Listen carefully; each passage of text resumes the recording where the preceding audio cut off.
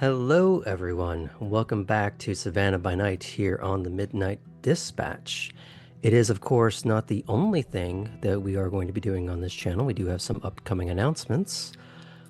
But if you want to keep up to date on some of those things and look at past episodes, please check out our Discord and YouTube. I do have one announcement for myself. Tomorrow, I will be hanging out with Ed from Games and Tea as we do a bit of prep work for his Amsterdam by Night campaign. We having a good time, making a hash of it, and mostly just sipping tea and probably commenting about that, both metaphorical and otherwise. Sam, do you have any announcements? I do. This Saturday, we will be continuing with more Smoggle Screams, playing more Resident Evil Requiem. Apparently, there's more to the game. I figured I got out of the main mansion and clinic and thought I was done, and then people were like, "No, you saved the game. The credits didn't roll. There's actually more to play."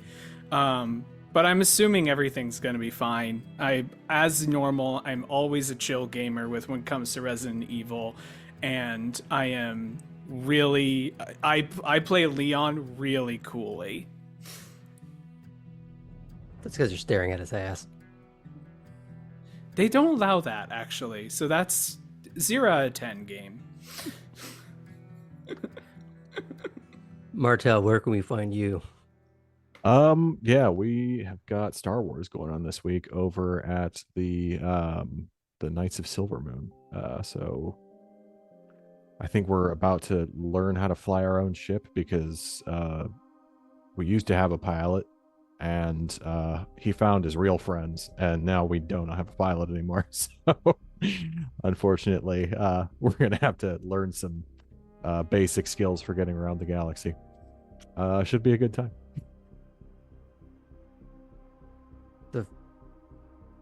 I guess the moral of the story is the pilots were requisitioned along the way, or Yeah, the friend you make along the way, it's easier to make friends if you have a pilot because then you can have it along the way as opposed to just like being stuck in the same place.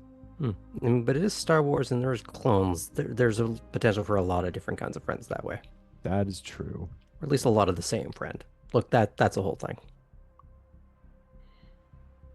For such moral quandaries and more, check out the Star Wars game. But on that ridiculous note, I think it's time for us to tell a fucking vampire story.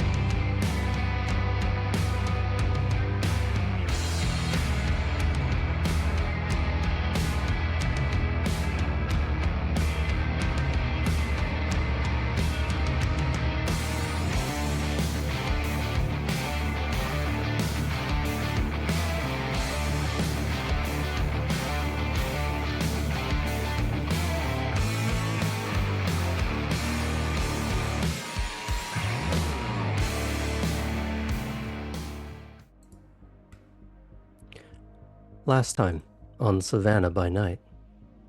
In the aftermath of Ellie's restrained frenzy, Havel gave them some advice about how to proceed, both in terms of training and the consequences of not learning self-control. When Chris joined Ellie in the van as they began heading towards Elysium, the gangrel tried to help ease the discomfort of that frenzy by revealing a deeply embarrassing detail about her own.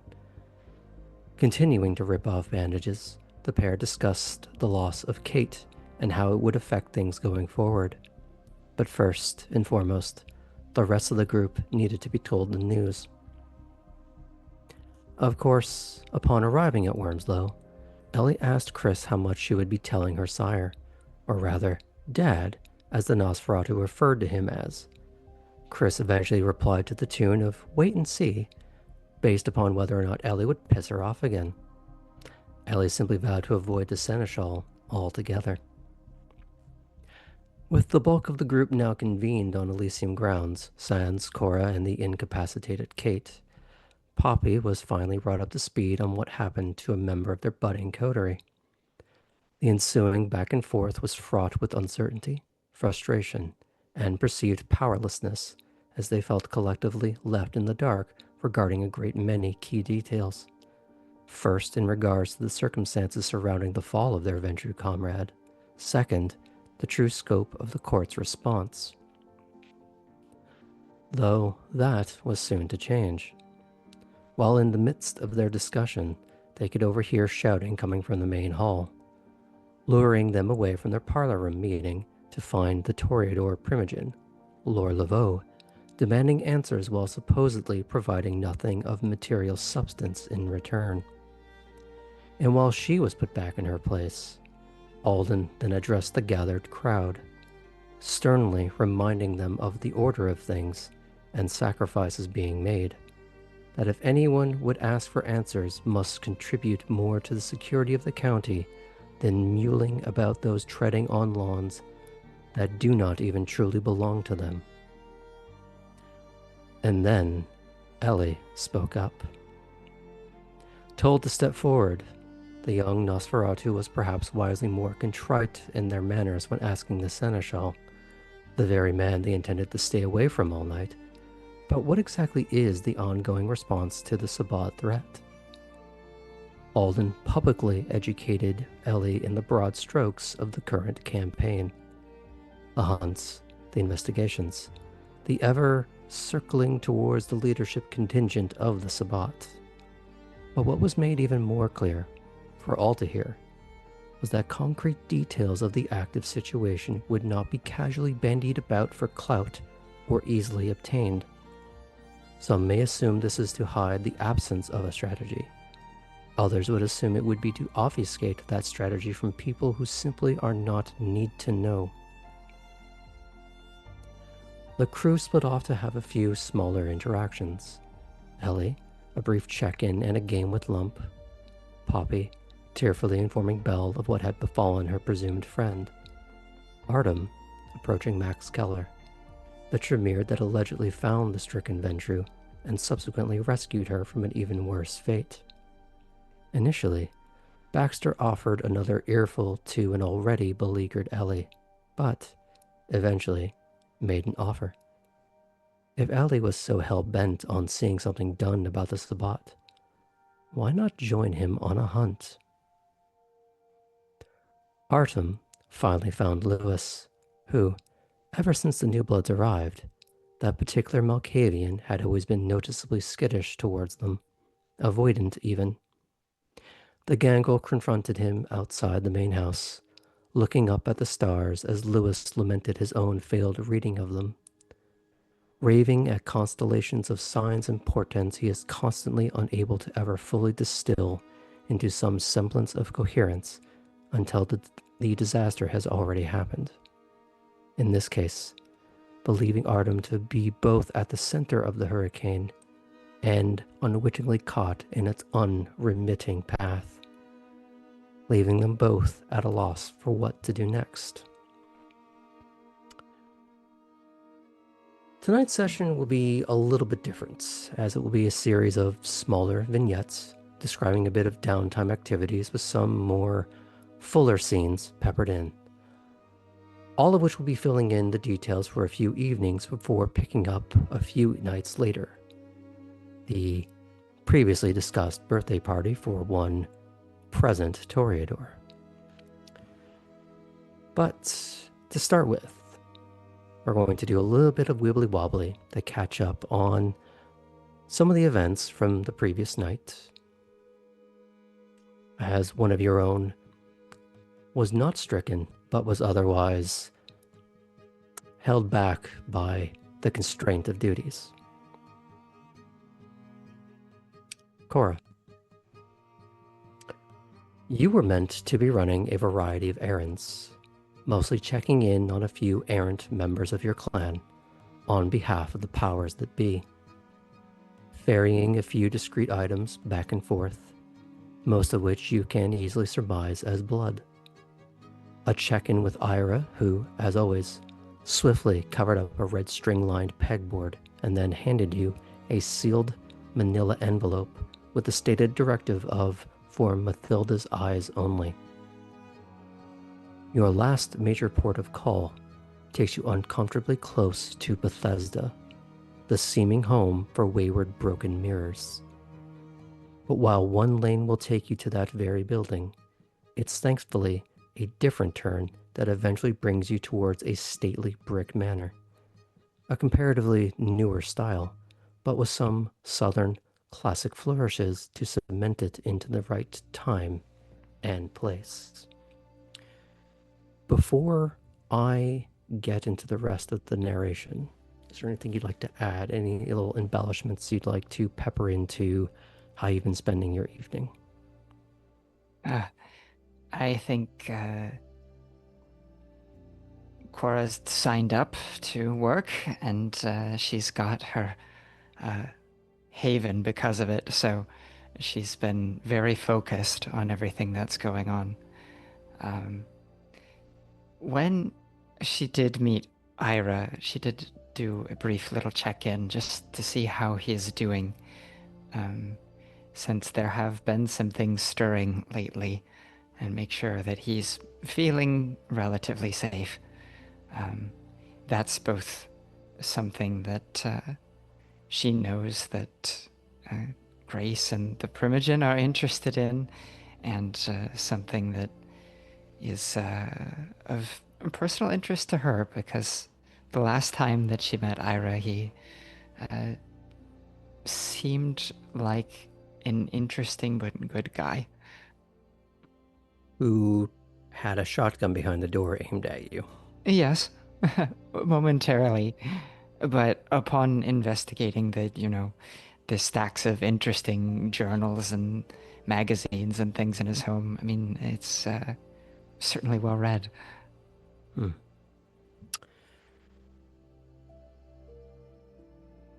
We'll gloss over getting into the granular specifics, but it was more tension than before. You got the impression to text and or call him that you were on the way, that to text him when you were in his driveway, so that each step of the way, preparation for someone's arrival. Of course. There's still that decocking of a shotgun from behind the door, but it feels more procedural rather than strictly reactive. Perhaps Cora even heard it herself a couple times on the way, since the phantom sounds from the past seem to linger with her. I would say every step from her car up to the front door, you're hearing that click-clack of the shotgun. One step is the firing pin being drawn back. Second step is it being loosened. And on. Until that little bit of will they, won't they finally settles. This time. It is brief, bit of a flurry of activity as he is throwing sheets over things that you are not meant to see. And in such a way that it is throwing sheets over everything to obfuscate what even is the thing that you should not be looking at. Hard to find a needle in a haystack when the haystack is made of needles.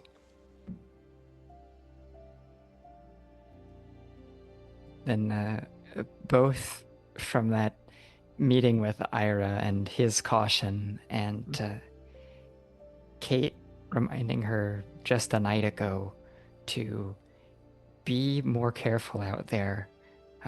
Cora is checking her mirrors extra frequently for these drop-offs and exchanges this time. How mindful of the speed limit is she being? Maybe a little less so. What I will say, it is always more suspicious of someone who obeys every traffic law. Somebody who does the rolling stop, goes on their way, that's just a regular commuter who's just going through the rote actions of it all, trying to get somewhere. Someone who in the middle of the night is stopping for a full 3 to 5 seconds at a 4-way stop on a country road is up to some shit. Trying too hard to abide by the old rule of only break one law at a time. So, we pick back up as you are rolling into the designated manor. The mechanical gate opens seemingly without prompting beyond your own approach. Once you park, a young woman in a pencil skirt and a silk blouse guides you through the elegantly appointed house. Wide, airy, expansive, making the sound of your trotting across marble all the more regal and ominous. You were eventually brought to what most might consider a royal hall meant for high society events.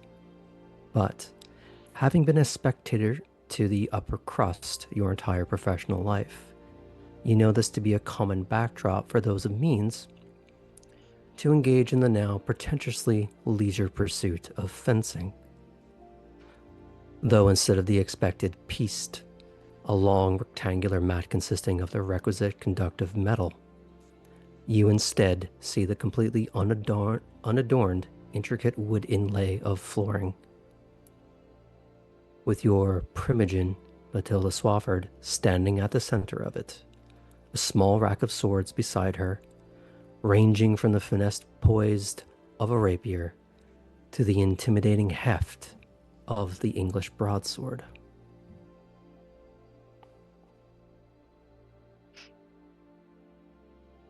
Matilda, it's great to see you. You have a beautiful home and quite the armory. But I have something for you. Right as she is about to take out a rapier, she stays holding it, but waits for you to draw closer. I approach and pulling this note as if I were unsheathing a sword, I hand that out in front of her. The sealed envelope from Ira. In a very controlled manner, there is a pull where she scrapes the seal across the blade because she doesn't have a letter opener on her aside from that. That's incredible. And she peruses wordlessly. A sharp, almost deafening whistle brings back that same woman in the blouse.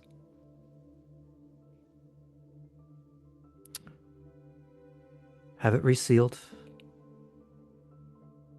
Have it brought to the prince. She nods and very quickly click-clacks away on this wide open and otherwise empty, large expanse of a room. It echoes deafeningly. May I, in that brief moments, use aura perception to try to gauge if this person is one of us or a ghoul? You may. Do you know the rules for that? I know I have to make a roll. I know it involves awareness.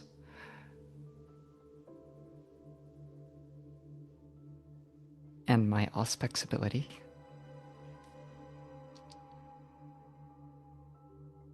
And I know that we tend to be dimmer than the living as kindred. equals a little don't less sell so. yourself short that way. So, A tarnished sort of luster, I guess. the character must stare at the subject for at least a few seconds, which you would have. You will roll perception and empathy at a difficulty of 8. Persympathy. Here we go.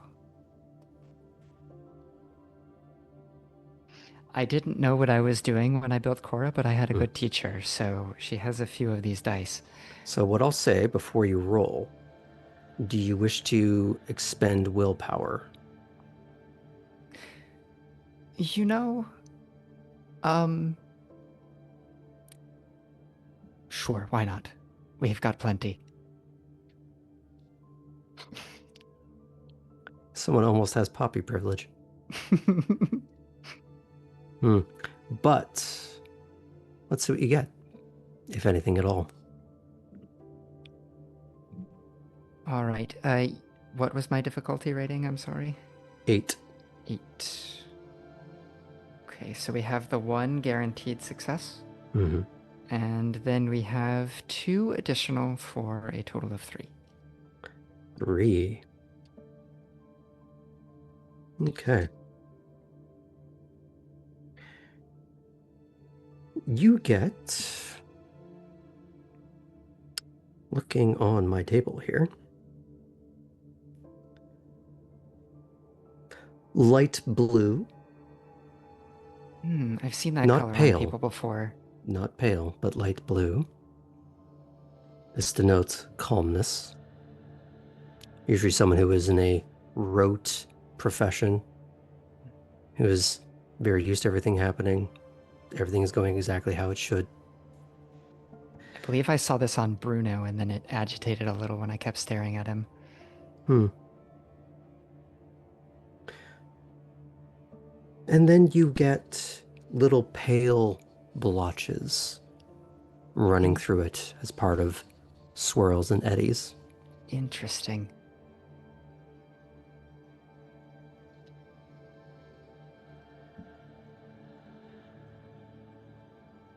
A few dapplings of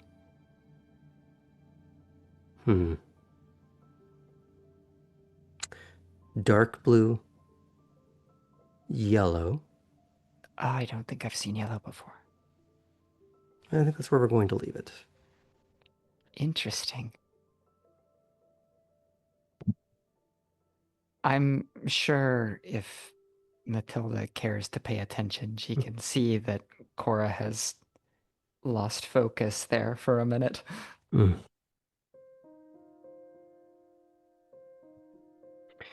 She had long since handed off the envelope, and you were caught staring. What's caught your attention, Cora? Colors. Yellow's new. I haven't seen it before.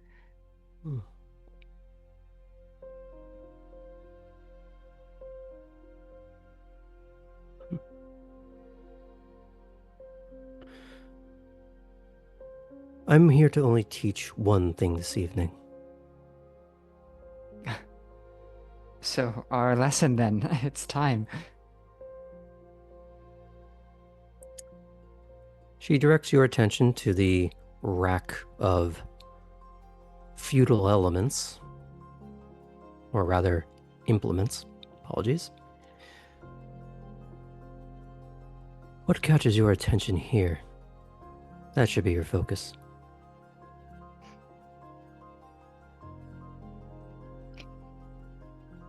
Is there anything similar but perhaps a little easier to handle, like a lighter or fairer version of the sword that was mounted above the fireplace in my sire's home? In comparison, an English broadsword is dainty, but you may want to start easier than that. All right. Then let's go for just a classic fencing rapier then.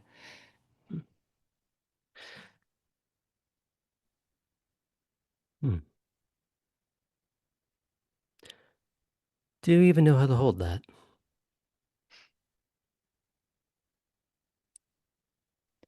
No, I'm going to need you to start from square one. I have to say, I've done a lot of extracurriculars. I don't have the room Though to I know, actually remove this at the moment. though I It's. know how to do physical study. I am actually doing this wrong because I can't get the angle correct. But effectively, it's more like a pistol grip. It's it's counterintuitive because most people would think you hold it this way. Yes, I understand what's going on here. But this is to prevent you from cutting your hand because it keeps your hand within the actual cage. That's fantastic. But it does that thing that Count Dooku does where it's that really odd sort of, I don't know what you would call that. I guess it's still called a pistol grip because that's what they use on some of these swords. But it is not the traditional hack and slash style. It's poising you for finesse, speed. Does she show me how to do it and I copy? Does she grab my hand and like put it on the sword? And I'm like, She is holding hers and she is holding it out and showing you how to perfect. do it.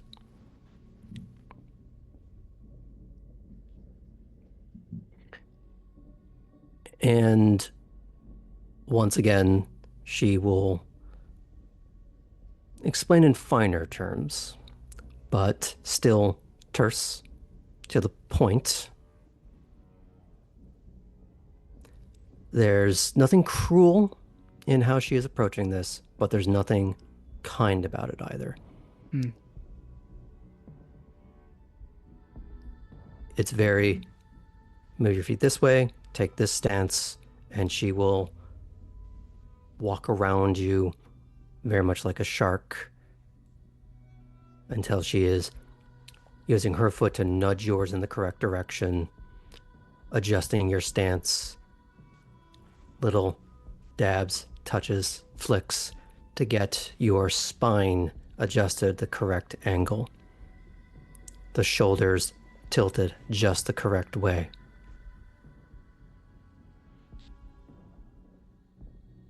And you would notice, at least retroactively, how ramrod straight her posture always is. Ah, I do remember that about her. As if someone who spent their entire childhood doing that stereotypical balancing a stack of books on their head, which really should be limiting someone's height, but she is quite sort of statuesque in a limber sort of fashion. She will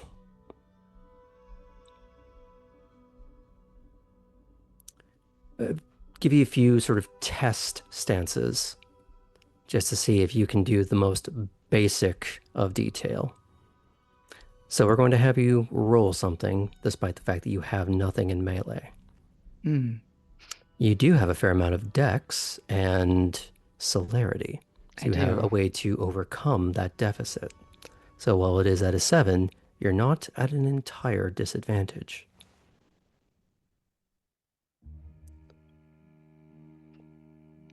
I want to get this right. I'm going to use another willpower if I'm allowed. You can, just be sure you're marking them down. I am indeed. Dex and celerity.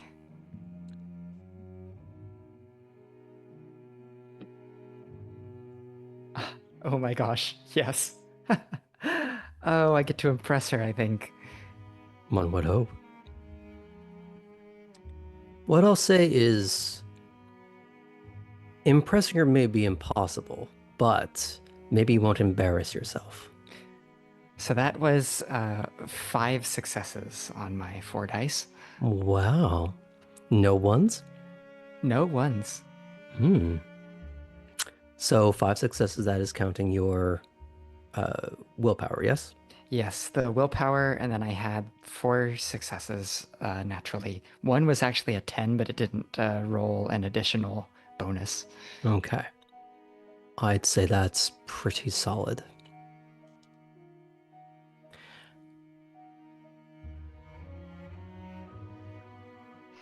There's a I moment in the first Antonio Banderas Zora movie where he's in the training sequence, the circle among the ropes that's treated as an obstacle course that he montages him through day after day, seemingly for months, maybe even years. And the old master, the original Zorro, played by Anthony Hopkins, is simply reclining back. Perfect. Now do it again. hmm. I repeat. Mhm. And I have Based on to that say, roll, it does, in fact, go quite well. Perhaps picking up from a latent sense memory of watching other people in privileged roles do the same thing.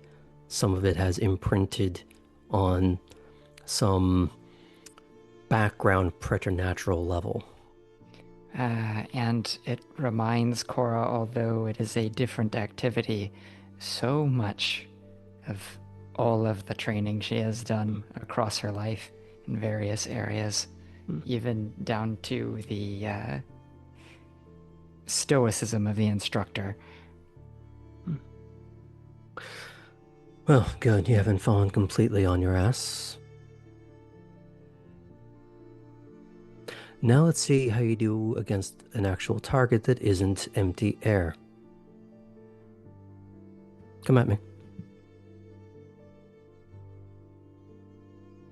Mm. Cora is going to attempt to translate the little tiny bit that she knows from Havel and Gerhardt into something with an armed weapon and the stances that I've just been shown. It's Mm-hmm. like, is there a way that I can compute these into an appropriate strike? Basically, is what Cora is doing in that split second before she acts. Hmm. I'll say, based on the fact that you rolled quite high, that there is some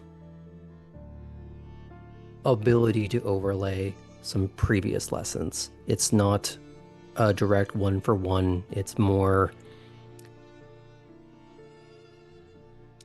anyone who's ever done a little bit of martial arts, or in this case, fencing and the like, you start from a position of this is the correct textbook way. And in reality, you have to make it work for you, your body type, your particular hindrances or advantages. And the fact that reality is not so clean. Reality is messy. And the people who live are not the ones who play by the rules. Mm. So the question I'm going to ask you is, you were just given a very simple set of stances and drills to work with. You did them, for all intents and purposes, perfectly. But you're trying to funnel in previous teachings to shake things up a bit, Mm-hmm. perhaps to catch her off guard. Is that what you want to do? Yes. I'm hoping that it'll go one of two ways. She will either be the sort of teacher that will tell me, what the fuck? I just showed you the right way to do it. Why are you changing it? Or she will go, I appreciate that you're already trying to experiment. Well, that's going to depend on something as I get this going. But Cora has never been one to shy away from taking the more risky of the two choices, so here we go. That might be one of the most ridiculous roles I have ever seen in 30 years of playing this. Oh my. Is this her um I have inclination several to be tens. amused. This is several tens that I'm not even going to bother re-rolling because in total without those, I have 11 successes. All right. So, there is a moment where you're trying to catch her off guard, and for a moment, and you're not even really sure it's happening because of the nature of your derangement. There is this ghost of a faint smile, as if somewhere in the distance something has finally ruffled the lake.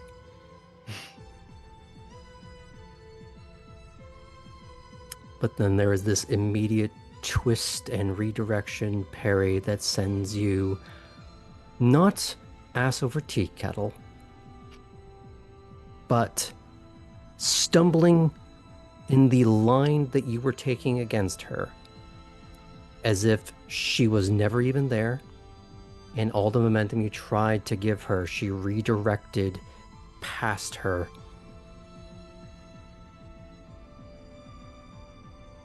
Oh, well. At least you're learning not to fight fair right off the bat. That was incredible. It's like you weren't even there.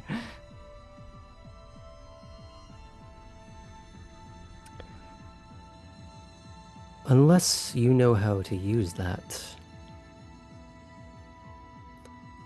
you're going to be facing people who have at least decades on you. And it is far more difficult to hide a sword on your person or in your car. So if you are going to use one of these, you either need to be precise. And you notice as she's saying this, it's almost as if she's doing this orchestrated ballet, weaving this 3.5-foot long razor blade as if it was a conductor's baton. And for a moment, a brief moment, your mind transposes this conductor's motions to the stage play that you all saw at the opera. And the brief interlude of stage combat, all perfectly in step and orchestrated.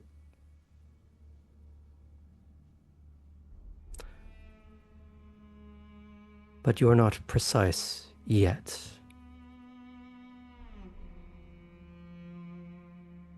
You need something blunt is the wrong word. Hack and slash might be where you start.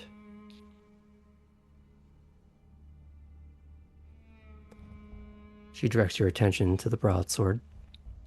Hmm.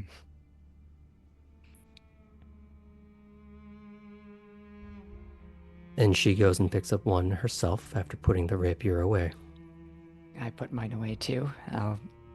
As I'm doing so, I'll say something to aspire to, and then I will pick up the broadsword.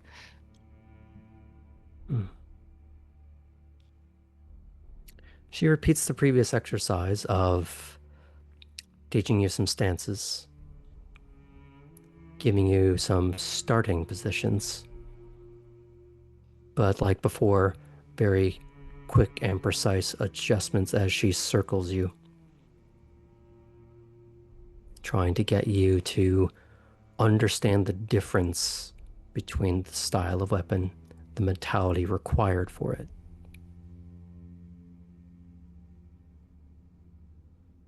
And in the basic slow motion of swinging the sword to get used to both the heft and the exercise, every time the glint of metal passes in front of your face, you feel as though you were back in that study. looking up at the gleam of that blade. Mm. Another flash of metal, and you are on some old battlement somewhere, staring down your sire as a likewise sword rests in your gauntleted hands. Another flash of the blade, and you are holding that very mantle sword,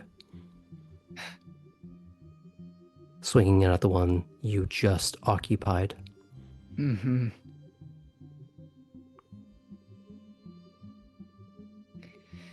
And on the next upswing, you are now.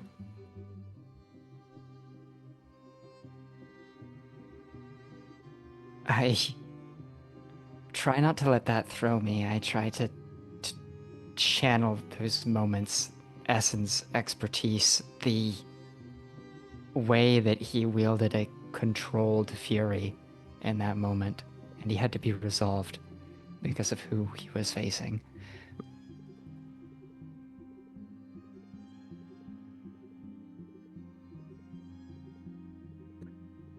And that is when she will lean in from the side and say, "Good. Now this time, I want to see conviction." And she steps back out of the way so that even if you were to fumble and the sword goes flying out of your hands, she won't be caught in its arc.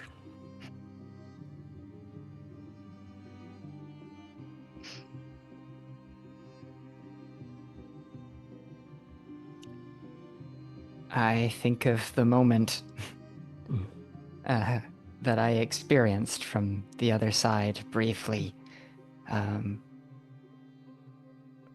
When that same sword that we've been discussing was through not my chest, but one that I was occupying briefly. And I think of my frustration with my mortal existence and how it ended. If anything gives me conviction, it is those things.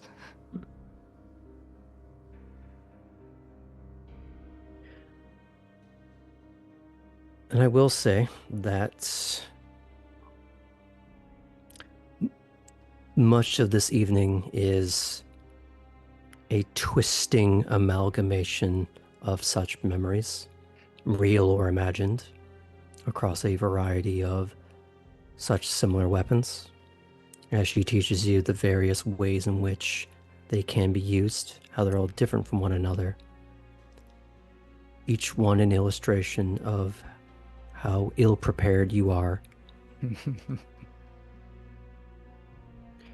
But knowing your failures, your shortcomings, is the first step towards overcoming them. I will say now, if you have the experience points for it, you may take a dot of melee. And I do. I believe it is 10 for the first dot. I think that might be discipline. We'll look at that afterwards. We can discuss that over the break. But so we don't spend too much time going over every last detail of this. Is there anything you'd like to add before you are seen out? I think that we've encapsulated it very well. I think as I'm leaving, I would thank her and I would ask, when can we do this again? She looks sidelong at you for a moment, that shock of straight black hair doing this rainfall as it tilts to one side with her. When I deign to have the time.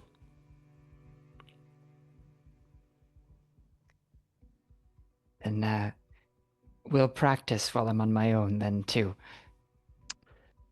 As such, she will do this effortless toss of, will you tell me which sword out of the lot made the most sense for her. Hmm. You don't have to decide it now. We can figure that out in the interim. But Perfect. whichever one that was, with grace, she will throw that to you, expecting you to catch it. And what I'll say is, like a moment back in your home, when a set of keys was tossed to you, there was this looping sensation of you kept missing them, missing them, missing them, but each attempt closer and closer and closer until caught.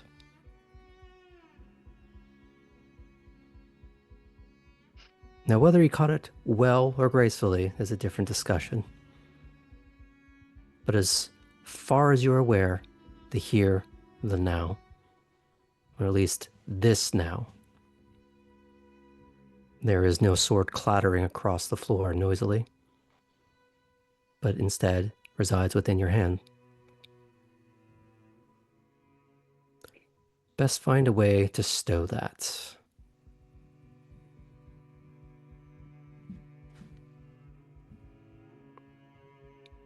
I'll simply nod at her, saying, I'll take good care of it. She lifts her chin as if to acknowledge you, but she's looking over your shoulder as that same woman in the pencil skirt returns to see you out. And since Matilda laughed at me when I did a bow to her before, I won't this time. I'll just leave gracefully. Is that right if we fade out from there? Yes. One last small scene for this particular evening. Artem, you have had an interesting evening Yes. filled with unfortunate circumstances as you learned, well, whether or not you believed the story is on you, but the supposed details of how one of your own fell, but survived. And then the perhaps heartbreaking conversation with Lewis in the aftermath. And you have a long car ride home with Chris. Do you wish to discuss any of that with her on the way there? Or save it for the house? Or keep that entirely to yourself? Because it wasn't the only thing you learned that night. You had a long, drawn-out conversation with the Cantrells. Yeah, Artem suddenly has a whole lot to catch up Chris up on, huh? If he deigns to. Right. I think he was planning on keeping the Cantrells thing to himself, at least for now. Mm-hmm. And I think he's probably pretty affected by the conversation with Lewis, because he doesn't want to be anyone's sharp object or blunt instrument, which is something he at one point was willing to die for. Doesn't really want to, like, be a monster or hurt anybody, and it seems like it's happening. And then someone said, I can see that. I can see that happening around you, and it's weird. Like, yeah, so he's probably in his head about that very much as he's driving home. He As might you not said say a word. last night, Mm-hmm. or last session, I mean, I had a character that it was probably the most depressing thing Artem has ever heard. Right. which he didn't live a great life, so that's kind of rough. But yeah, I think probably just very, very quiet on the drive home, which Chris, may or may not pick up on. But I think when they, get back to the house, put the car back in the barn, he'll look at her and be like, "Hey, what do you know about Lewis?"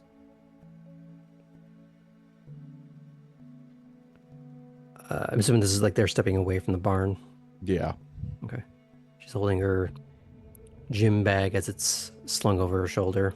Mm-hmm.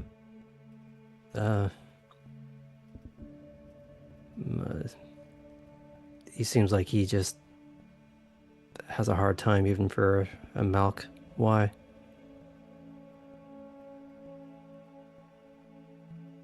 I don't know. I was talking to him today and he told me some stuff and I don't know.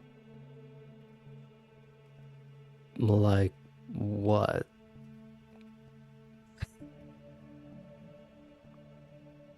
It's hard to describe.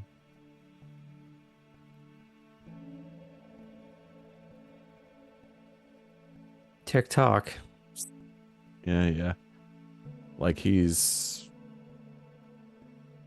I don't know, like he sees me doing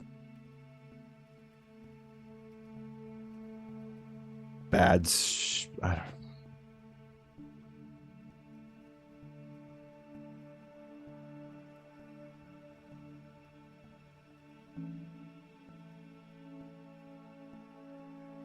don't know, it was like evil prophecy kind of shit. Like, I'm going to do something really bad or something really bad's going to happen to me and he doesn't know what it is and he's just, I don't know. Is that like something you've heard him say to another person? Not that specifically.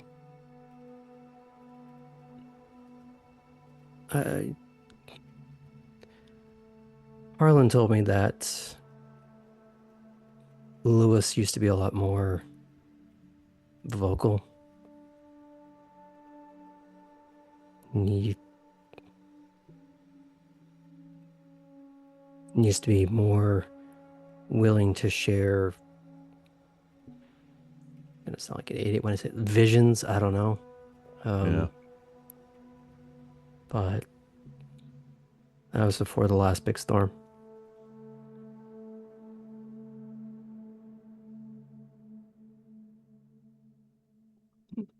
For a lot of people, that was the last time a lot of things went to shit.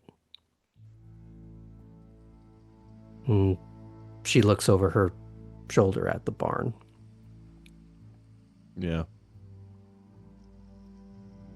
I mean, he made it sound like he has trouble interpreting. And it makes it hard for people to take him seriously because he doesn't know what he's saying means.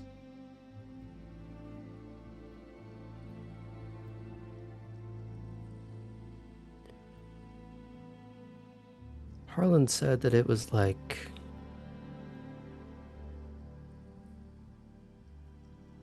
imagine you have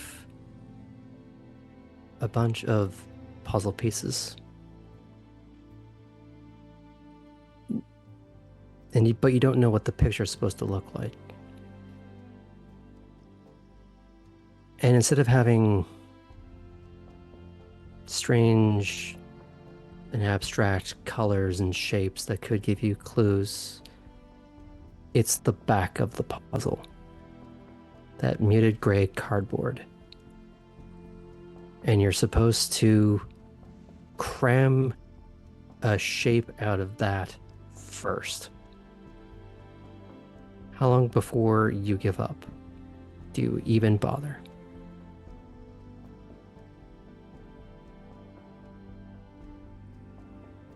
And even if you were to put it together, there's still no picture to look at.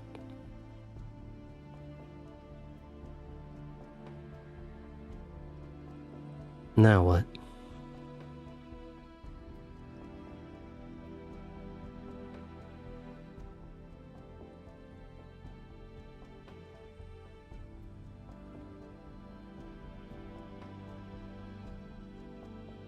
I don't know.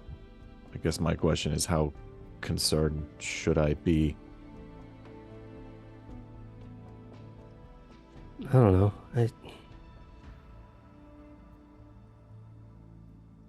I don't think he's full of shit. I mean, I don't think he's going out of his way to be an asshole or I anything. don't think so either. No.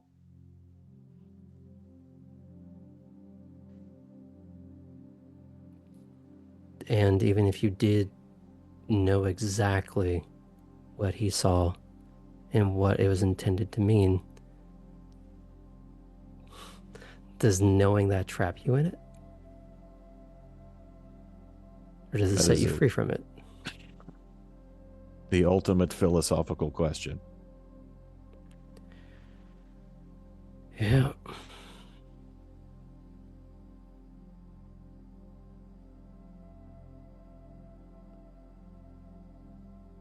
You're taking this a lot better than I took it, which is encouraging to me. I had my own shit show tonight, man. Did you? She looks around and she doesn't see the boat at the docks yet. You do see Orion sort of loping around the property. Ellie broke the floor at the gym tonight.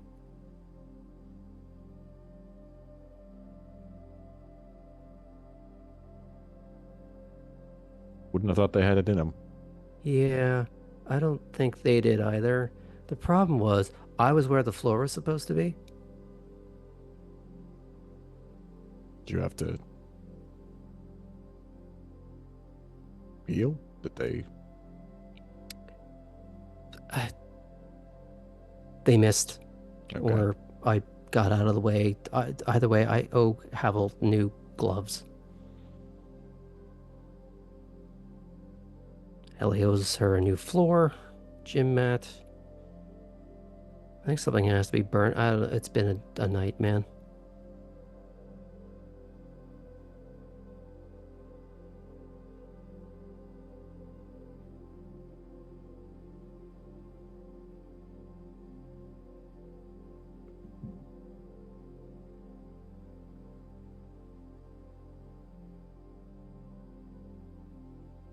Hey, you're handling that news a lot better than I did. And she starts to walk towards the fucking house.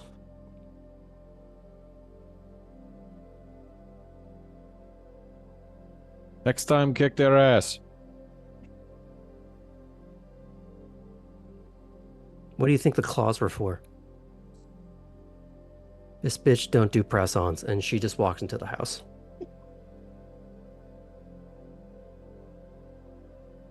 Can we fade out from there? Sure. Okay. Now, we get to start with everyone being on the same night, finally. So as a result, let's do a little bit of bookkeeping.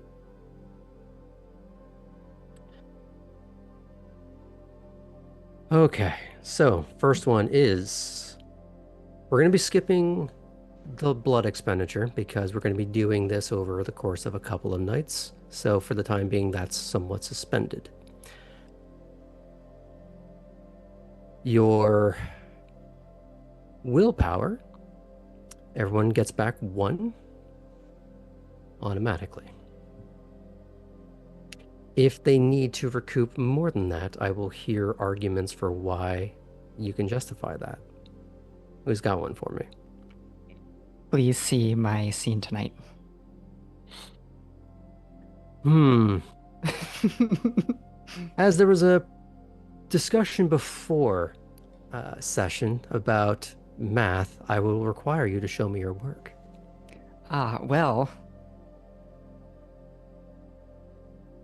Cora spent her whole life honing a craft and becoming an expert at it, and trying to show off to important people.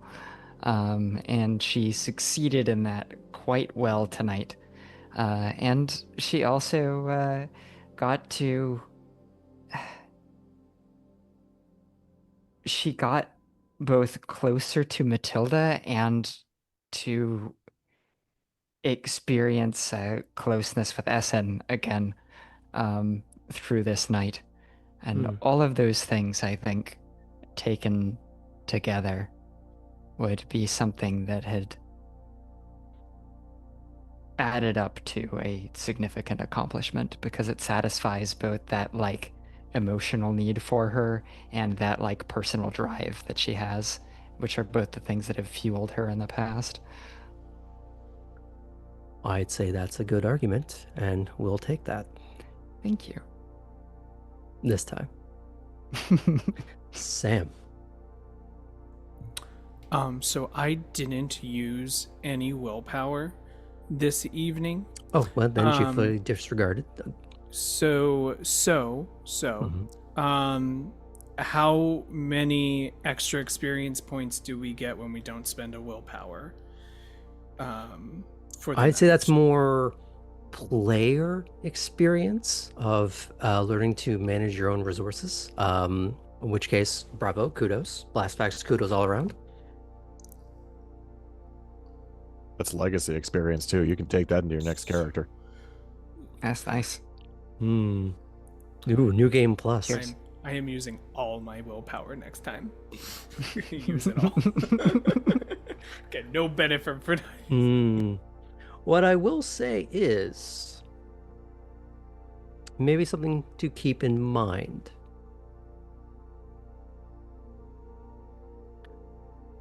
Ellie had a complicated evening. They experienced a shade of a frenzy, but managed enough self-control to not harm someone.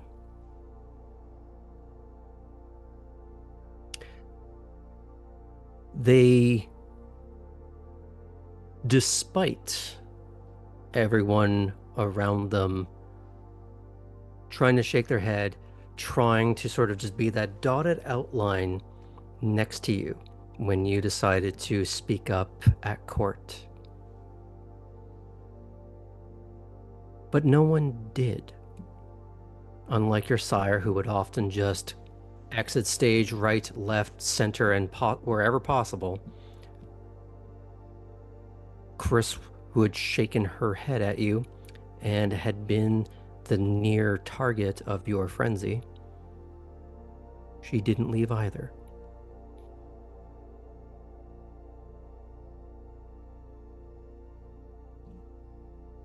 And while perhaps it didn't go the way you wanted to,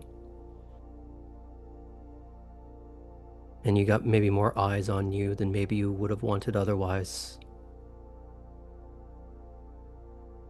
you did accomplish the thing of, as Petra had been pushing you to do, get noticed, be seen, make a statement.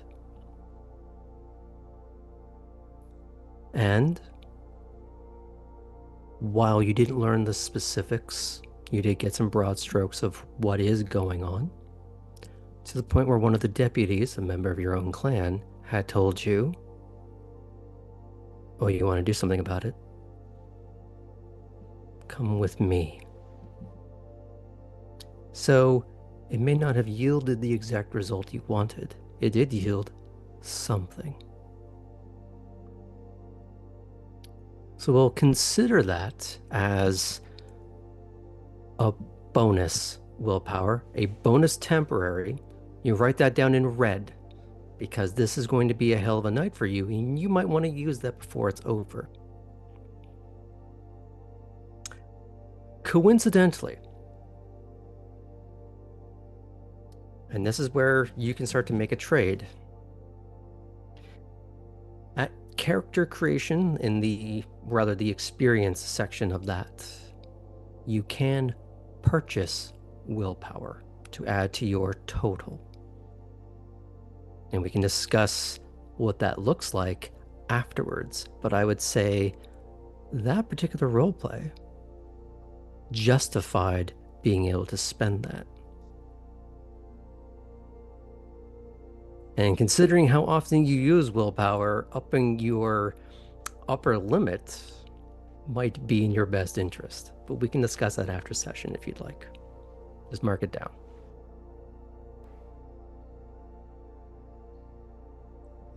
I'll have the most willpower of anyone that's ever existed.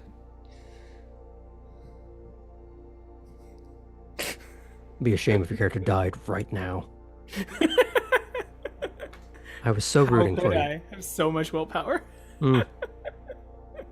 Most willpower, most obstinate, you know. What was that in GoldenEye 64? Where's the ammo? Mostly frantic, mostly useless. Those are the awards in that. Now, actually, that brings us tidily to experience points. Everyone gets an additional 2 to add to their sheet. I believe we're at 36 total.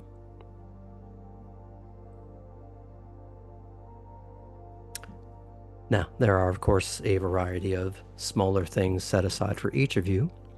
We're going to start getting into some of those now.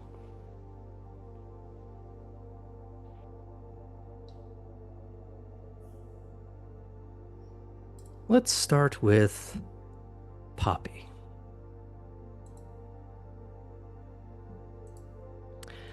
Now, you have a great array of things to undertake to get your party ready. Yes. Not least of which being a guest list. And while you do not have to have that ready now, I would like for you to get that ready after stream and send that to me. Got it. That's going to matter for next week. But what are the immediate things that you want to undertake this evening? Keep in mind, you do have to have at least a cursory shift at the jewelry store tonight. Right. Maybe I'll start there. Mm-hmm. Maybe bounce some ideas off of Nico and the gals, see what they think as well. Now, is the intent that you are going to be inviting the gals? I feel like I don't really have a choice. Are you very cruelly going, oh, there's this party, can you tell me some ideas for it, but you're not invited? Are you going to be that person? No. I think Poppy likes to mess with Nico about them, but has no quarrel with them.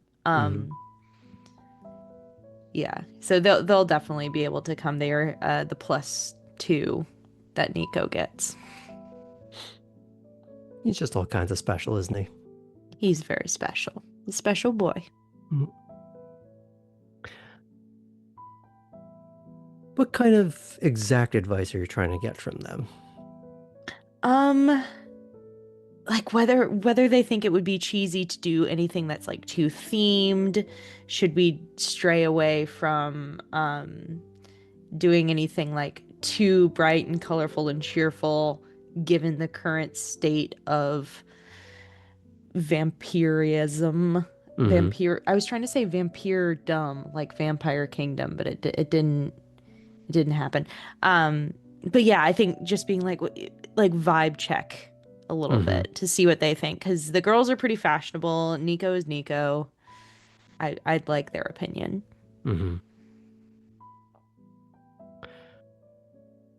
You get a very quick succession out of Elena and Renata about wanting some manner of frivolity. Yes. Liking the idea of a little bit of dark and moody to make it sexy, not dour. That's helpful. but some bright pops of color. Mm. For example, black and pink. Yeah.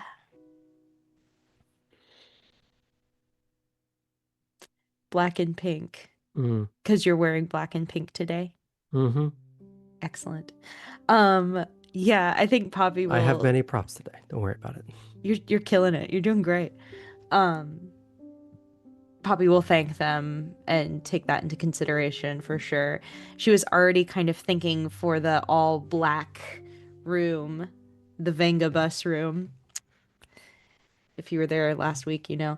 For She those wants of to you get all the. unaware of what the real joke is, it's a Venta black room, but Poppy had misspoke at one point, and it was delightful. It was the Venga paint room instead of the Vanta black room.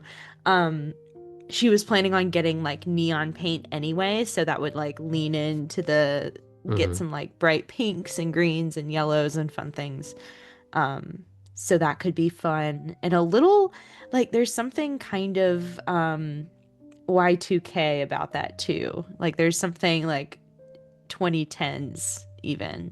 Maybe more 2010s about that idea, which could be nice. It could be a good escape. Mm-hmm. Now, that's discussing themes and decor and maybe the vibe, but you're still required to do a little bit of work and walk along some of the aisles, the glass, well, tempered glass cases for the variety of glittery, spangly bits that get sold off. The occasional customer coming in and dropping an obscene amount of money on a speck to wear. Mm-hmm. Are there any that are getting your attention? Yeah, there's a sapphire necklace that is just like constantly Poppy like it orbits it. It's like her favorite thing to look at. And she knows that if she has to sell it, she's going to be very sad. I'd say at one point there is a gaggle of customers who had come in that Renata is staying near where the cash is to sort of keep an eye on the door and the people in the room while not being engaged with the customer. That idea of someone has to be buzzed in and then buzzed back out. So if they did have something that they shouldn't have, they're not getting far. Mm-hmm. While the other is helping a customer, you are also helping a customer. Nico, you know, is in the building. Sometimes he's been helping with a customer. Sometimes he's been on the phone in the back room to make other deals, some of them for holding something aside or, oh, yes, we can do that custom work. All sorts of things. Always in business mode when he is here, even if he is a bit of a playful little bitch. Yes. But by the time you're done, that sapphire necklace is gone.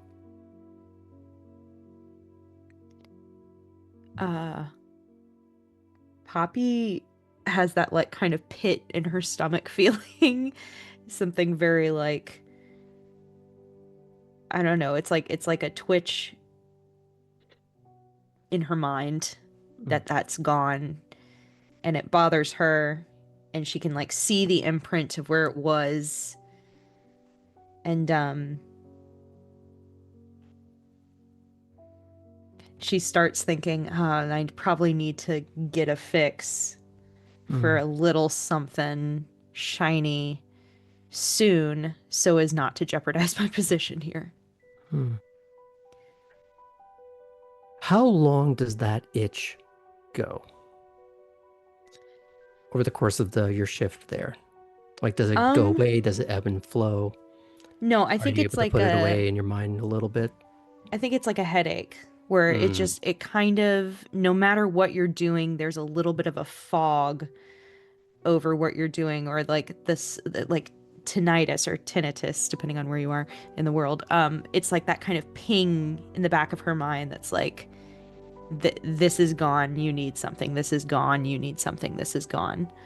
Um, and yeah, so she's doing her best to focus, but is perhaps a little distracted. It does start to get a little quieter. And the shop is usually open more in shifts during the day, so it doesn't stay open all night. And as things begin to wind down, you are called into the office. And Nico, in his, what would he be wearing tonight? I'd say it's a suit that has this almost iridescent quality in all the pinstripes. Where for a moment it looks like could be just this classy, sort of elongated jacket. That it looks sort of charcoal. It's like, oh, that's very bland and very old man-like. But when he turns a certain way, the light scatters across the pinstriping. It's like, nope, that's something else entirely. Yeah. Now, I understand there's a day coming up. Yes. Yes, yes. Has Clarice told you anything? Well, if she didn't, I overheard you and the gals. Ah, yes. Yes. I Just do doing a so little vibe hope check. I have an invite. That would be rather embarrassing for you. If I were just to invite Elena and Renata? Yes, considering I live there. That would be awkward. Considering you live there at my behest, that would be so cleaving, and I don't know how you'd ever recover. Well, luckily you are indeed invited, so souls are intact-ish. Have you thought about your outfit yet? Not, well, yes, but I haven't come to any sort of conclusion because I'm still trying to figure out the vibe. Good. Yeah. You want to know good. why? Yes. Because it's important to have a showpiece to design around. Wouldn't you agree? Yes. And there's a small flat gift box that is pushed across the side of the desk. And he just does this. Her like magpie brain goes into like full mode, and she like almost snatches it too quickly. And then, there's my little glitter gremlin. Okay. And she opens it. And perfectly arranged amid a pillowing of bespoke white tissue paper, but more lacy. As if that itself was meant to be the presentation. But expertly laid out through it all is that very sapphire necklace. No way. Wait, how did you know that I liked this one? Poppet, you're not subtle when you really like something. Your yeah, eyes glitter more than the entire store combined. Literally Abu and Aladdin, probably. This is incredible. Okay, so I can borrow it? Borrow. Rent it? I was planning to give it. That's even better. If that's the case. But if you want to just hold it for a night or two, we could do that as well. I do know that sometimes your eyes wander and this might get left behind anyways. I would never cheat on her. She's beautiful. And she like goes to put it on.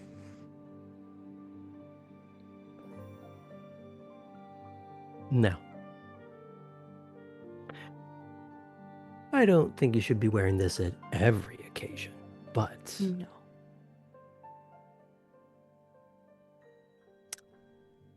let's just say I'm glad to see Clarice up and about, active, Yeah. And about to be a problem, and I love that for you. Wait, And a he kind of just problem? reaches over and just dapples you on the head. I'm sorry. What? Wait. Oh, there. Now we have her attention. A Piece of problem? shiny, and she just off into space. Well, I love big rocks, but I'm sorry. Clarice being a problem? I thought she was doing better. Yes, when she does better for us, she's a problem for someone else. And that's bad? Bad for them. And who's the other person that is getting this side of her?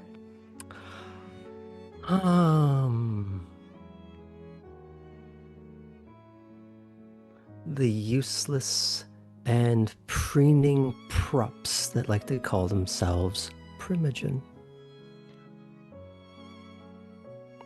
Oh, tell us how you really feel, Nico. I would have to do no such thing as those dominoes have set themselves up. All I have to do is gleefully giggling watch. Did you see what went down last night? Did you hear about it? Oh, I heard.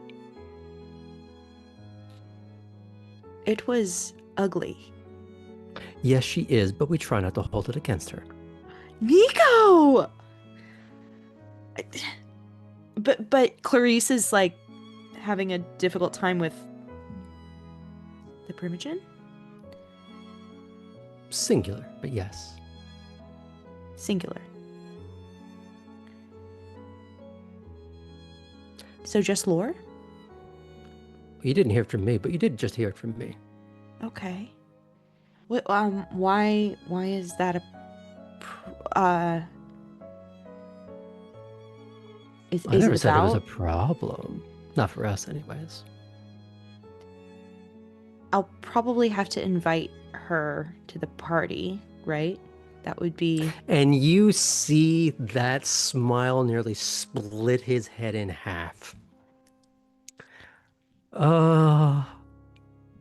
Is it my birthday? You're such a messy bitch. That's crazy. I mean, I'm gonna have to invite her and then keep Clarice away from her, or just let them work it out. I'm sorry, I'm just so very happy right now. I'd say just just let it happen. Whatever is going to happen. Okay. It's your birthday and she can cry if she wants to. Very true. I mean, preferably Clarice not being the one that's not crying would be good. Oh, I very much doubt it. You doubt that Clarice is going to be crying? Oh no, I don't think so. Okay, that's fine then. I don't mind it the other way around, technically. Screaming, raging, maybe dribbling someone's head off the side of the wall, I don't know. Well, maybe we soundproof the Vanta room so that only those... Sweetie, it already is. Oh, is it? I didn't realize. Wait, that's perfect. Okay, well, I do have to ask her about getting snacks. I've never had to do that. She has that covered. You'll want to speak to her about that. She's had Oh, ideas. okay.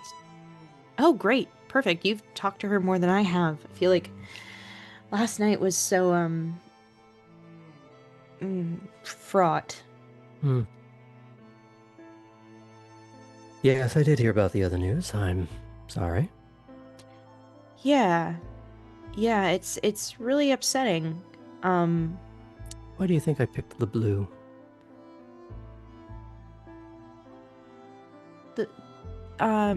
He looks down at the sapphire. 'Cause I like it. No. Oh, the blue. 'Cause the blues. Yes, I understand. Poppy, Hmm. you're very pretty. Yeah, I've been told. I've been told that. It's been a long shift. Well, it's about time you get out into the world and do whatever mayhem comes natural. Well, actually, this, and she pats the necklace, has really made my night. Thank you so much. That's incredible. I appreciate it. He just gives a little wink. Well, I see my investment is already going to be paying off with delightful little devilish dividends tomorrow or the night after. You are on the alliterations tonight. Incredible. Hmm. And she takes off the necklace and puts it back very gingerly and carefully in the box. Well, off you pop. Toodles. And she will take the box and her bag and head on out. Probably changes shoes. Just because her work shoes are very, very tall.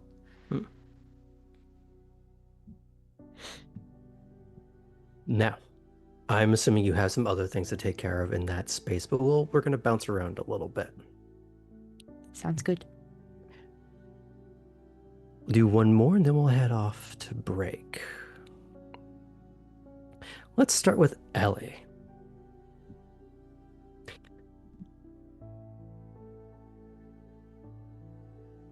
So, Greetings.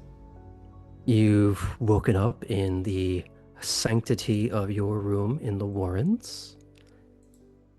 You know you have one or two looming appointments, but you have some time to take care of some personal business. Maybe a quick feed, maybe a bit of work on the old van. That Chris was not as denigrating as she could have been, especially in the aftermath of a little moment.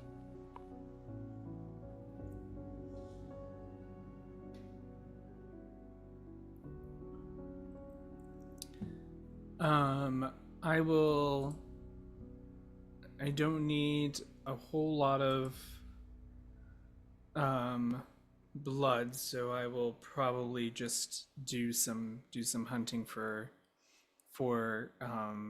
rats and probably experiment with a little animalism to do that, because usually what I do is I use my stealth to just snatch one as they walk by, but can experiment a little with using it to influence them.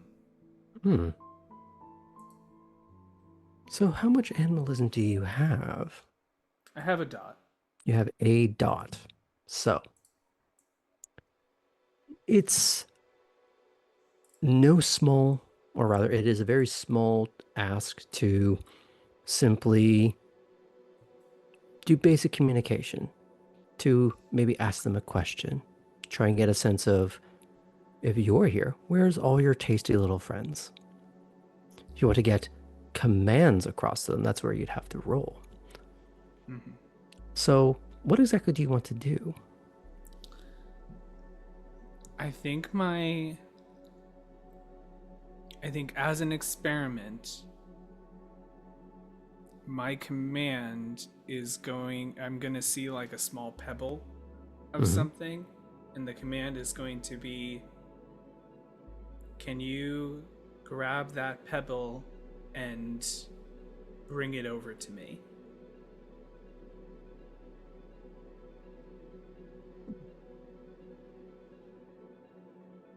Okay.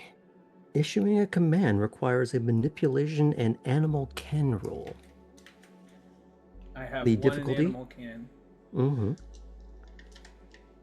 So I would say this is going to be a 7. Okay.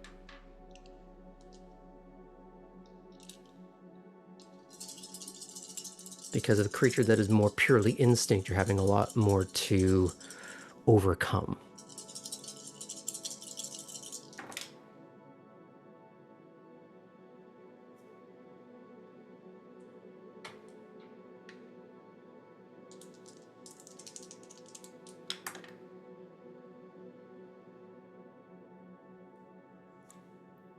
5 successes on a 7 difficulty.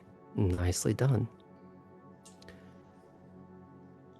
I'd say based on that, you accomplish more than what you set out for. Because it's not an entirely difficult command, but it is strange to translate to a rat, pick up this object, carry it over here. So much like with Cora in the training scenario, it becomes a case of doing it over and over again so that you get that sort of simplified, maybe not language, but the ability to more concisely get across your intent about an action. So that each time you do it with a different rat, the instruction is more clearly understood than it was the time before. Breaking it down to more simplified concepts, easily understood by something that doesn't quite have the developed brain. You know, an Artem. Why do you think I'm doing this training?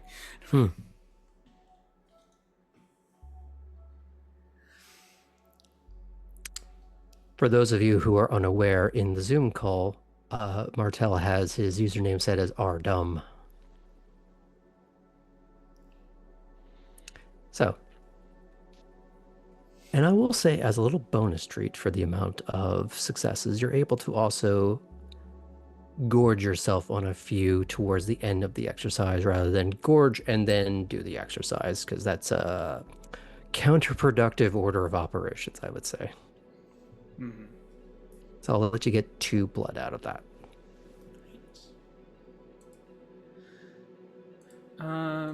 Awesome. And then my next task will be getting some car stuff in order. Mm-hmm. And I think one of those things will be probably identifying what bits and bobs I need in order to get this radio working again. Mm-hmm. Or working properly, because I basically need the radio to start working properly. And when I find out what I need, then probably just thinking about Alice will summon her, but in essence going on a scrap trip with Alice. Okay.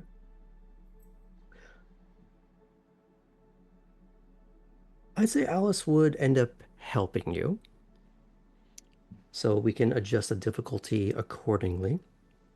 Or maybe leave it as is, because she's going to be looking for her own oddities. So it's sort of a net neutral. Brings ripped up teddy bear. Eh? Hmm? Eh? Let's see.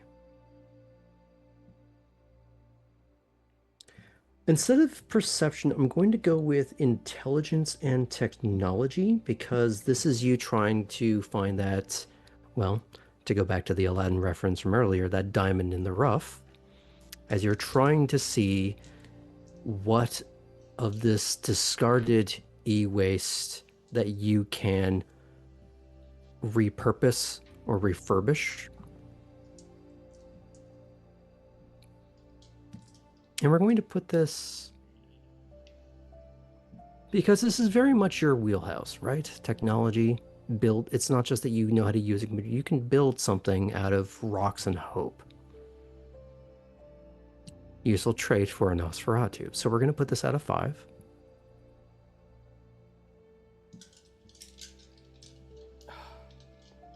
There is so much willpower to use now that I have that extra dot. There's just like, could use a willpower for like every roll, but I'm not going to this time. And I'm going to regret it, and then I'm going to use it for every roll. It's only a DC 5. I don't know what we're stressing about.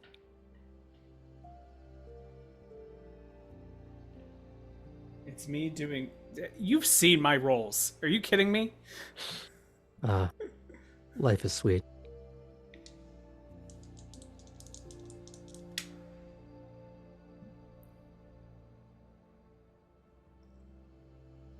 So my rolls are going to be terrible for here on out. I'm just letting you all know. So relish this as much as we can. That was 7 successes. Damn. Well done. How many dice were you rolling?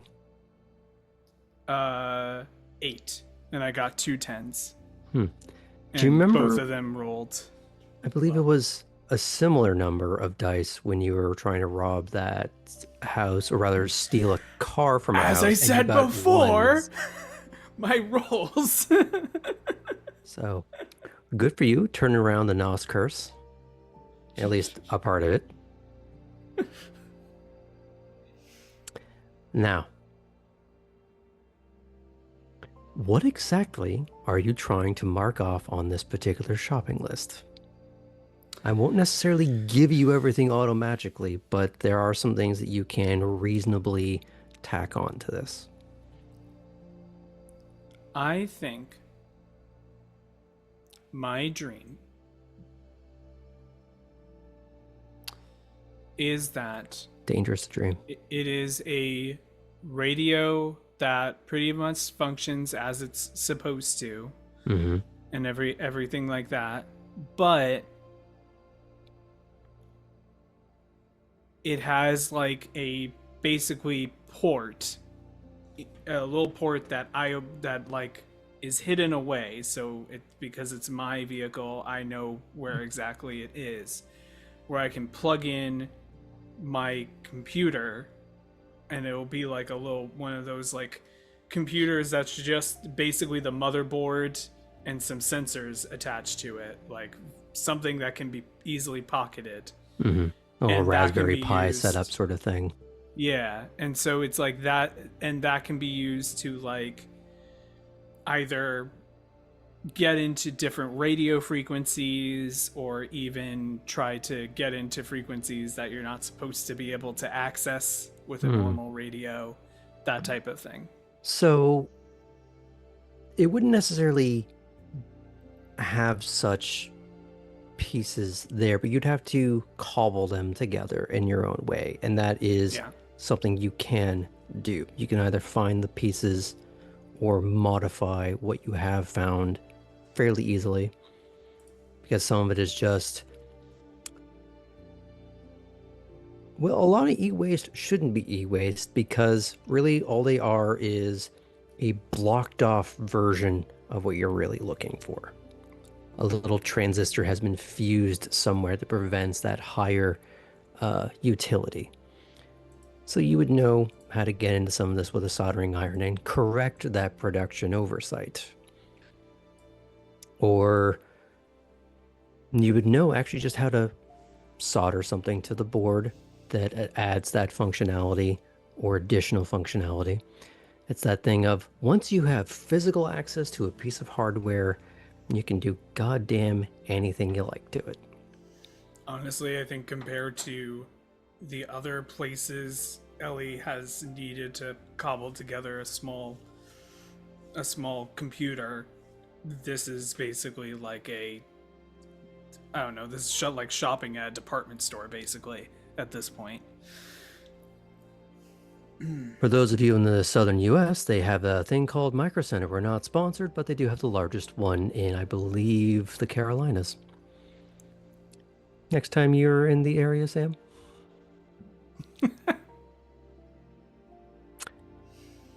So, you have these scrounged together parts, and we can go in more detail about some of this after stream. But you have a, well, I wouldn't say a shopping cart as much as a van full of van refurb pieces, with Alice sitting up front. Oh, what did she discover that she decided to have fun with? I'm going to say, oh, we can make this worse. We can make this so much worse. It is a Furby themed blender.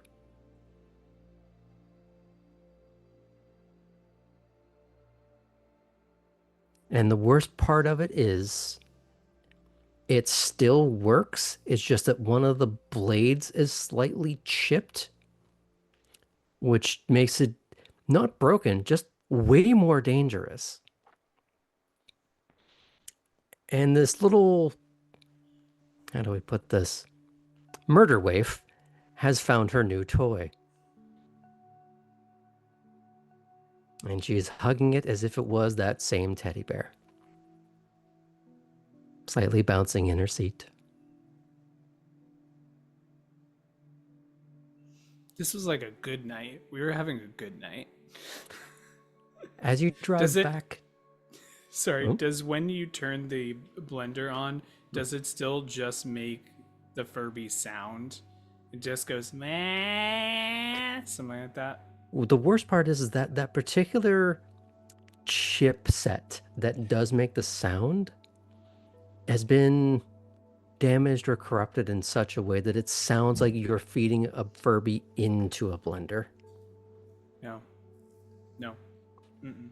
And as she stares down into the, well, she's not plugging it into the car right this moment. But when she does stare down into it, she kind of does this atonal, the wheels on the bus go round and round medley.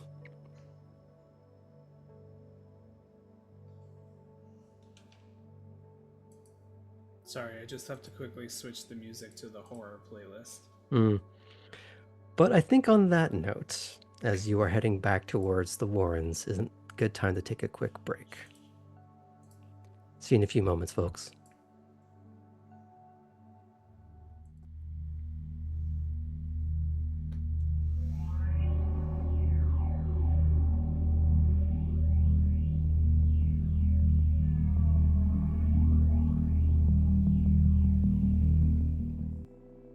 Welcome back, everyone, to the second half of our Savannah by Night. We pick back up with our resident gangrel, which is appropriate since he is often the last to wake up. And as you do in what has been affectionately referred to as the guest house that you have cobbled back together in your time in the county, you have two things to contend with, both of which are chirping at you.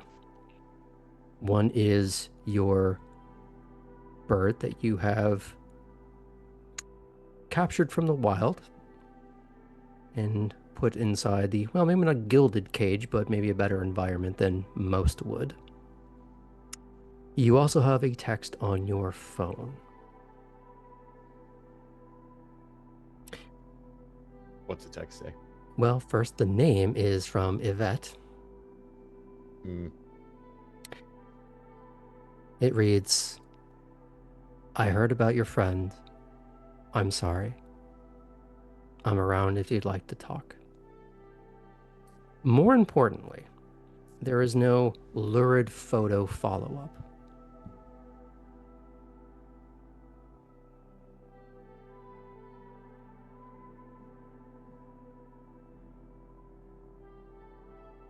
Well, that's a surprise.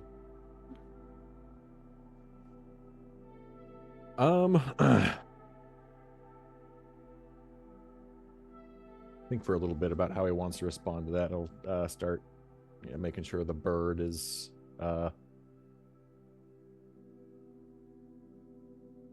taken care of. Mm-hmm. And how do we wish to go about that?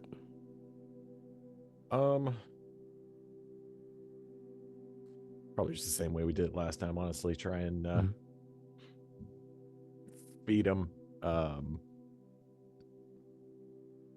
See if I can get him to come to me with food in my hand. Mm-hmm. Do you simply do this in a mundane fashion, like you pour food in your hand hoping that the bird comes to you? Or do you try to not issue a command, but say, with the addition of animalism, hey, this is food?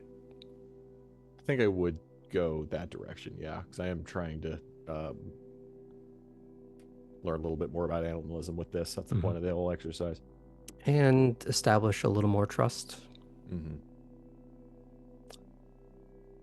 There is some reticence, but at the promise of food, because I'm assuming you let them out of the cage first. You're letting them fly around, letting them literally stretch their wings. Yeah.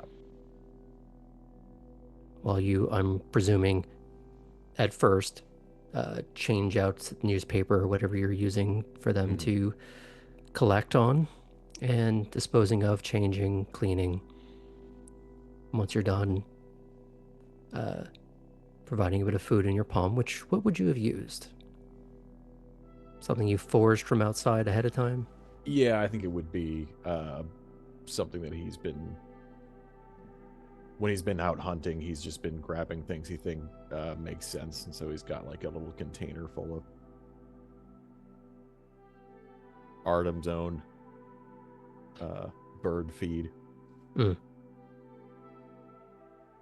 little bit of Savannah Sparrow Trail mix.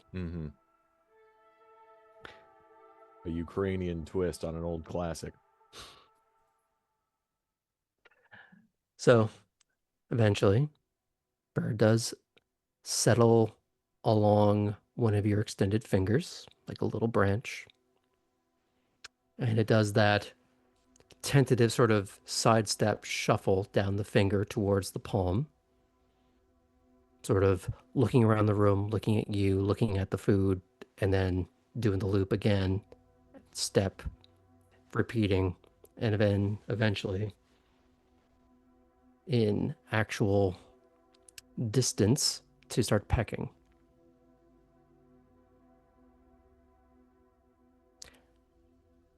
Do you try to issue any commands? Do you just try and let the creature relax as you are feeding it? You're muted.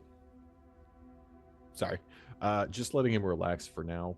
Still probably feels like he's trying to earn the trust a little bit. He's still quite like spooked, which is fair.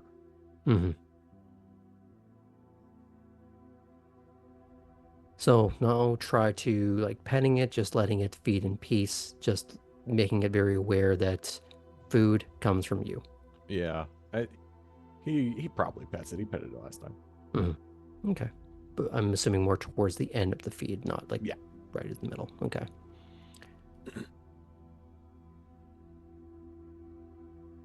His captor, his keeper, but a gentle gilded cage. And as you help the creature back into said cage, do you leave the door open? Yeah, just do it like last time. Make sure the area is covered. We're not gonna, or at least we're gonna be able to clean out any surprises he leaves me before I go to bed tonight, and then yeah, just kind of let him have the run of the place. I'm assuming to make it easy, you have a tarp that you sort of, or a couple of tarps that you throw out, and then before you go to bed, hose them off, let them dry out overnight, and then, or I guess over the course of the day. Right. And rinse and repeat. So as you step on out, you still have the text that is something for you to decide to do about, to answer or not. But either way, it has been made abundantly clear to you that you do have somewhere to be tonight. This is not going to be idly faffing about. Yeah, he was expecting a text from someone else, to be honest.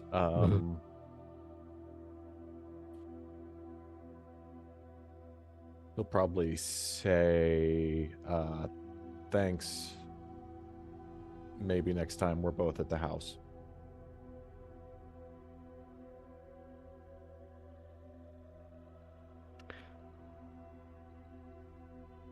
As you are, I'm assuming, stepping out of the guest house, sending this text, Alden is waiting on the steps of the main house, dressed more in his three-piece rather than the more dressed down but still very nice suit that he had worn the previous night.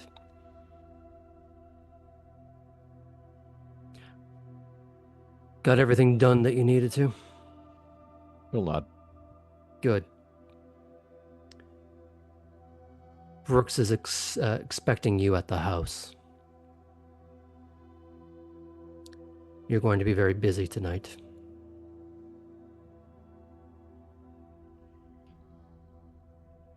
You made steaks last time? Yes, I did. Make more. Okay. Declare them when you get to the house, but you will be allowed to keep them. Tonight's an exception. You'll understand more when you get there. Okay. Sounds good. Artem. Be prepared to kill. Be careful. Most of all, come back alive. Don't be stupid.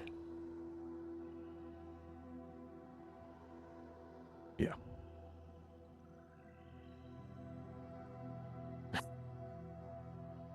Yeah. I think Zoya would be very irritated with me if I died out here.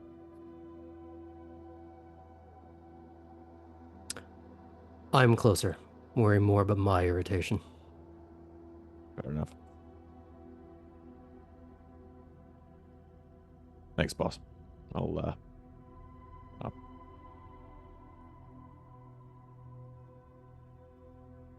wonder if he would have made more steaks at this point. Do you think it's fair to say that he probably has? He's probably whittled a little bit, Sure. maybe experimenting with pieces of wood that didn't work out for different projects around the house. Mm-hmm. Like, well, I can't really use that to make a piece of stair, so I'll whittle that down to something else that's useful. Mm-hmm. So there's probably a ramshackle of mismatched steaks. Do you want me to roll for it? I'll have you roll in terms of amount. Yeah, okay. That's right. So what I'll have you do is... What would be good for that? Craft for sure. Yeah.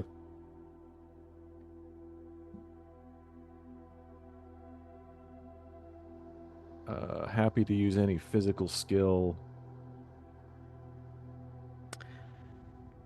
I'd say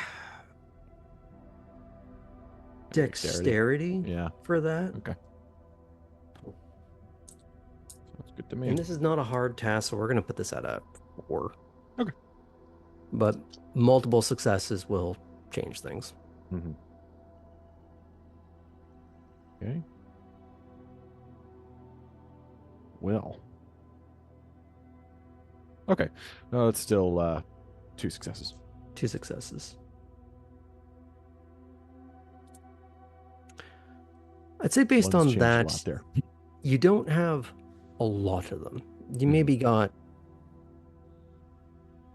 we'll say 3. Yeah. Okay. Actually, no, we'll go with 4. But more importantly, what you knew was to not make them out of something simple and pliable. This is not balsa wood. Yeah. These are hewn down chunks of oak. Yeah. Maybe to explain the fact that there are fewer of them. Maybe there was a time where he was like, I'm gonna get my other one back, right? So he was like waiting, and he was like, oh, I'm not gonna get it back. So he started later than he would have. Or, maybe getting his head around practicing how to make them on Sure. inferior pieces. I'm like, well, that's the right shape, the right angle, but that's barely more than popsicle sticks. I'm gonna whittle this down from something a little bit more solid. And truth of the matter is, you don't know ultimately how many is a lot or too few. So it's a bit of a crapshoot either way. Because, for one thing, you only got 2 hands, and it's not like you had a bandolier made for this. Right. Should get one. Next crafting project. I'm sure Poppy can make one. But either way, you know you have somewhere to be. So he'll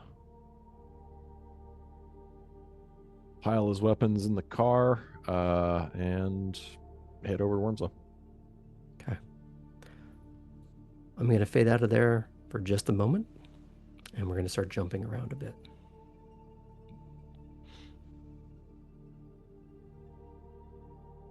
Let's see. Cora.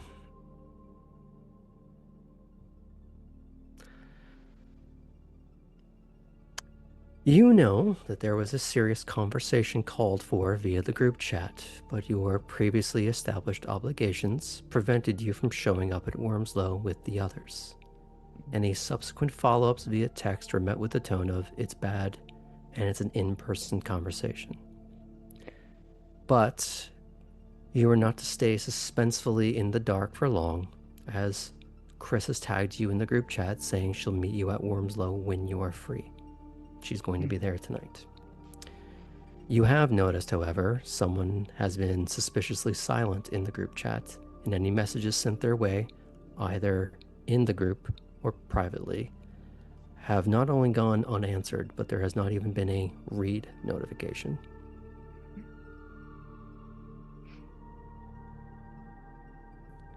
You are, of course, saddled with more of your ongoing tasks taking you around the city, but they are smaller, quicker, and not your entire night.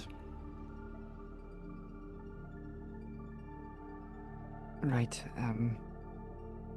In that case, I will send a message back to Chris in the group chat and say, after estimating what my general arrival time may be,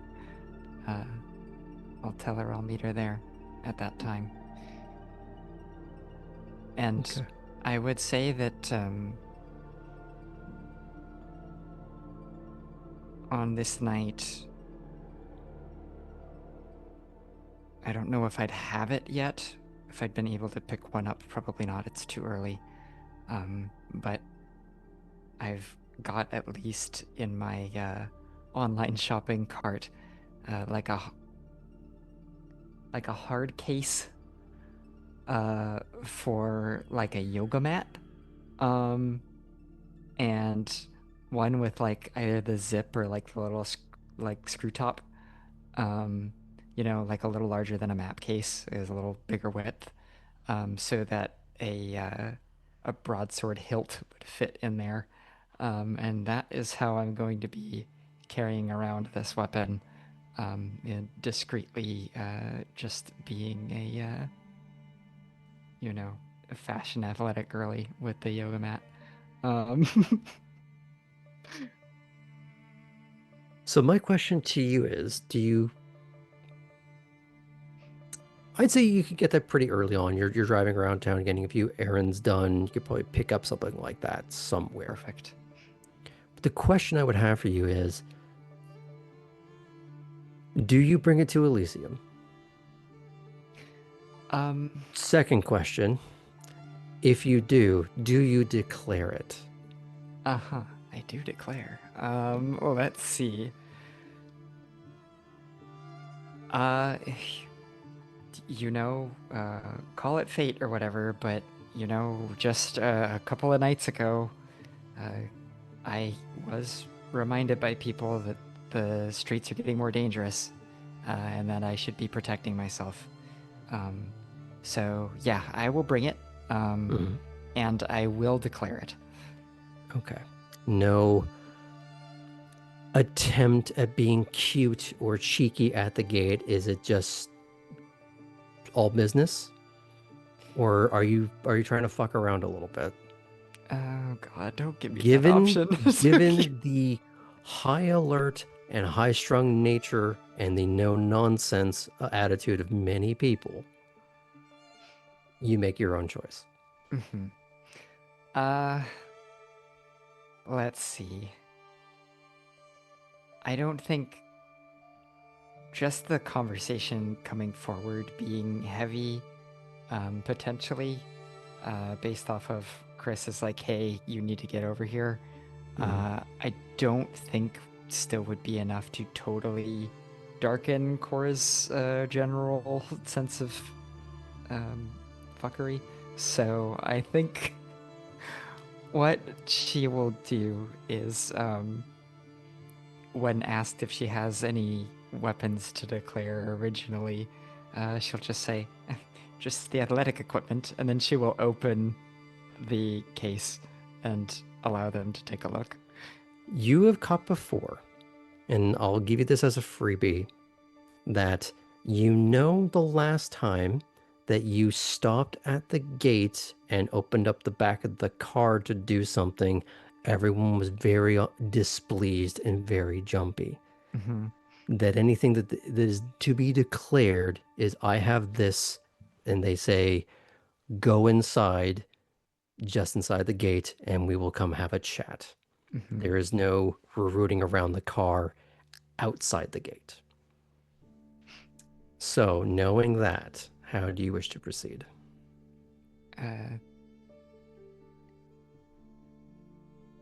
It's very sharp.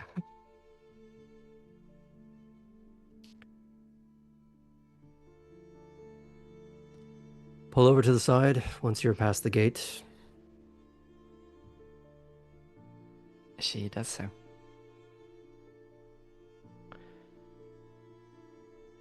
When you do get onto the other side, the array of security personnel, some that were in the trees or at the guard post, they all sort of seem to swarm. One of them speaks up. Please step out of the car. I remove myself from the vehicle. What is the nature of what you have brought in? It's a archaic weapon from a more civilized age. Stone face. Less poetry. Get to it. There's a sword. Is that all you have? Yes, and myself.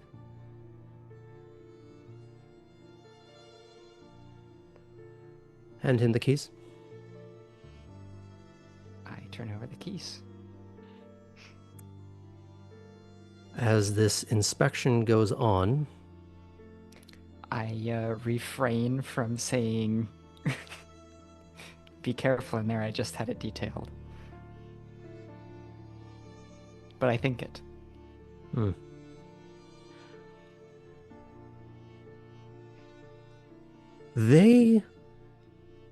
Perhaps they heard it on their own frequency as they start manhandling the fit and furnishings of the car interior, making sure there's nothing else in there.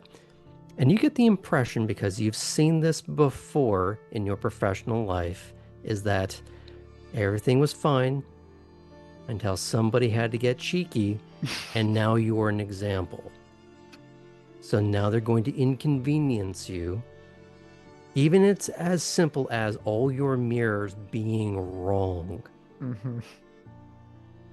Your seat being the wrong elevation, the wrong back and forth. Even the pedals are not how you would like them.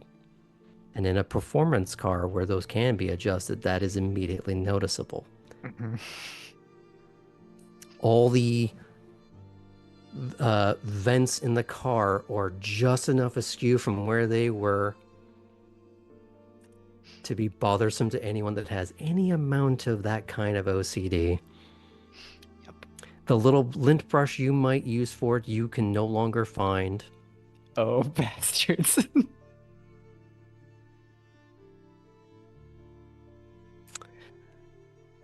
The radio dialed way too high and on a station that nobody likes to listen to.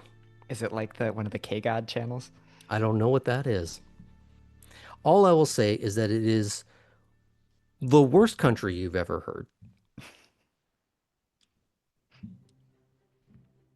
And the great thing about that kind of car is that there is enough sound dampening materials that when you do eventually set back off, you are assaulted with the brunt of that audio trauma, and it is barely a muted ruffling outside.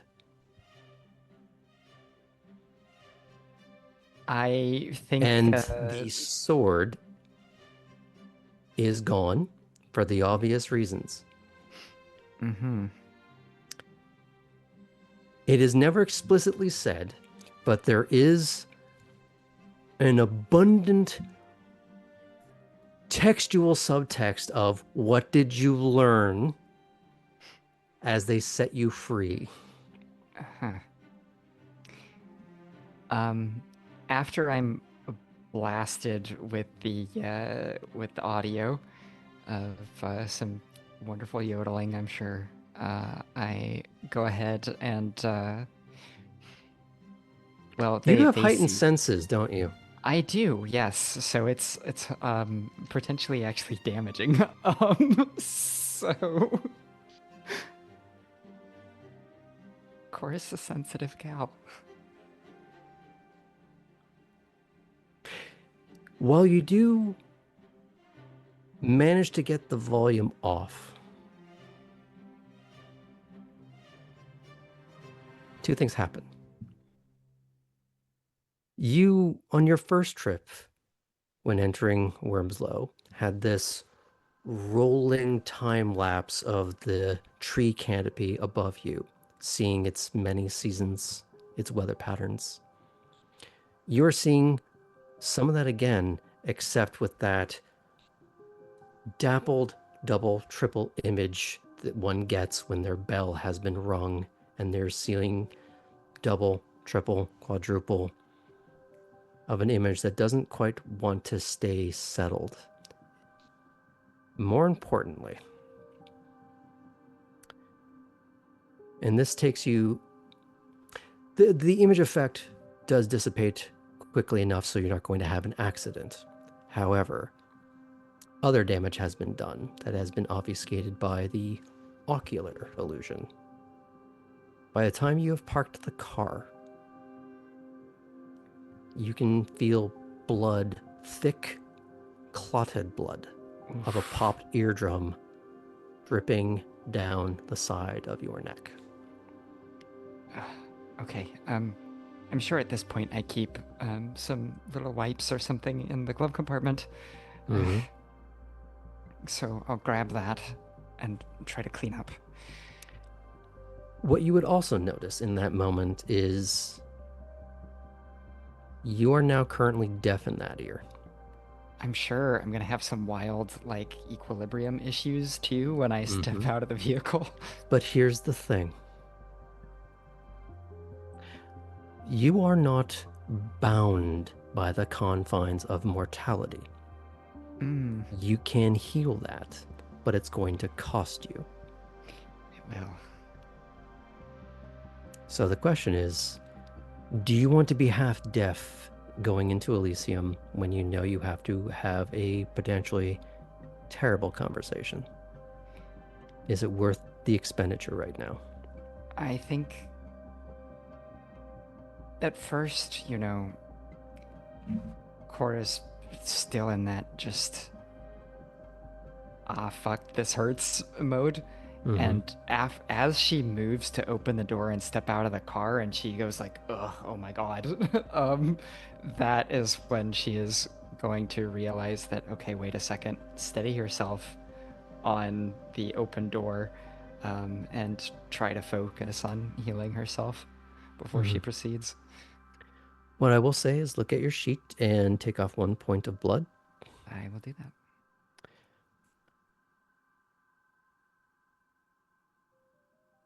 For anyone that's had their ear irrigated before, where they giant metal tube to flush out an abundance of inconvenient matter, it for a moment feels as though that side of your head's going to maybe pop for a second. It is uncomfortable at the amount of pressure being applied, and yet, strangely, your ear canal and the eardrum can usually withstand it. You do have to sign a waiver otherwise, though. And it's like that, but in reverse and from the interior. As it's not just that the blood itself that has congealed in the area needs to be dealt with.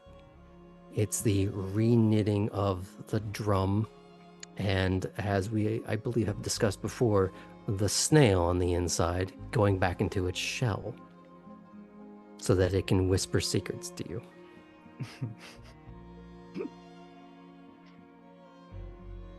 You still have to dab at it as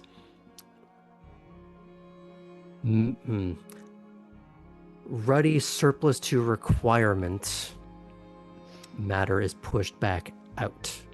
Yuck. And you have to clean that away, much like Poppy's pride.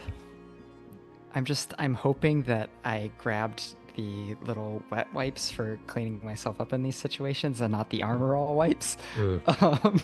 Either way would be better than nothing. Yeah. And for a brief moment, you almost wish you had that little vent brush to sort of just clean the inside, just that extra step, but you're denied even that.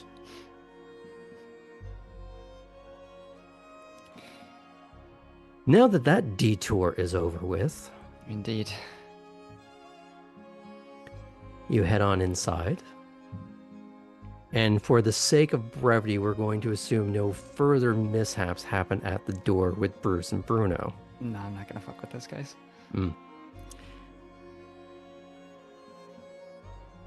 The follow-up text that you had been sending back and forth with Chris said that she would be at the gazebo.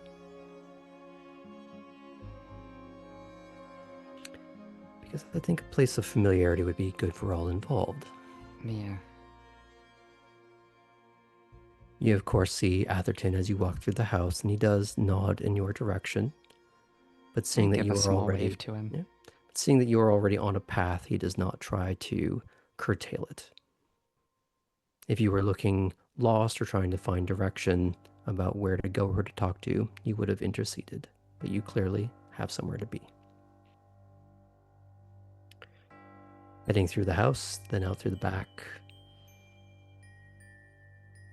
You do find Chris leaning on the gazebo, sort of on that seating wall, with her arms on the railing as she's looking out at the water. Chris, hey. Sorry I'm a little bit late. I had some trouble with TSA.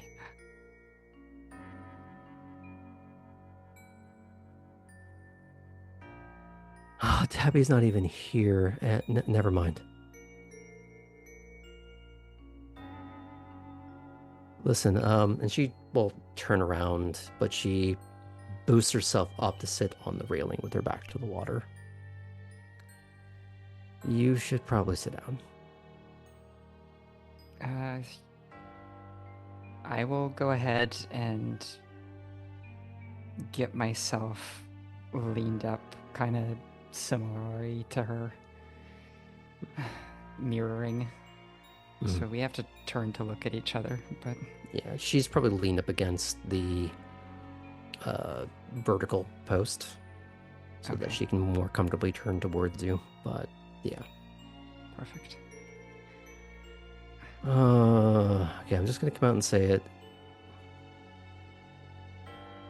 Kate's technically alive, but she's not here anymore.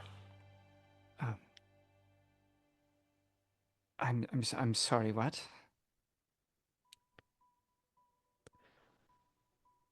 Okay, you know, the other night when we were all here, Is sure. The like, planning night? yeah, um, I guess she had one more errand to run, and she got jumped by a couple of Sabbat. Jesus. God in heaven. What? So she's alive, though, you said? This is where it gets a little murky. Do you know what torpor is?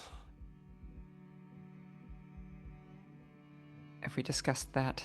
Did SN and I talk about that? I think we did. I think so. Yeah. Yeah. I do. Is that...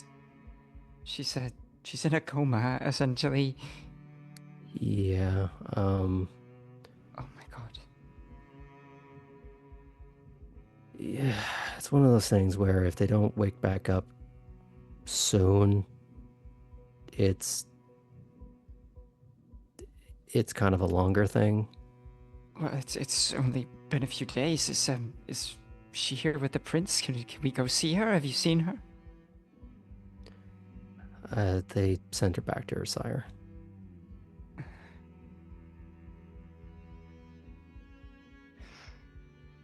Okay. We didn't get to say goodbye. Yeah. It's this has got to be some kind of mistake. This can't happen to her. She was more prepared than any of us.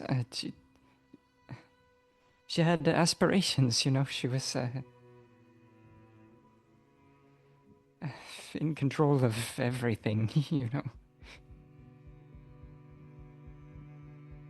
Yeah. And Chris sort of slouches back against the wall as she adds,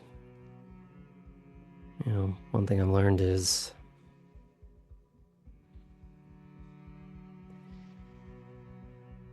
have all the aspirations you want, the more things go wrong.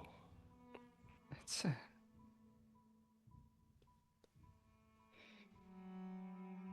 it doesn't seem fair for someone like her to have that taken so quickly. She's there's a chance she'll wake up soon, though. Could be. We don't know.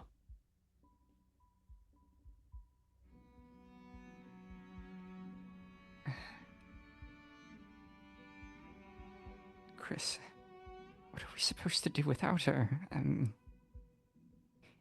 She was keeping us in check.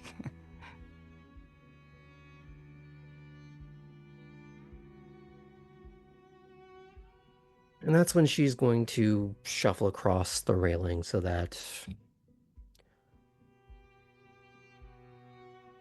she doesn't put an arm around you, but just sort of on your upper back.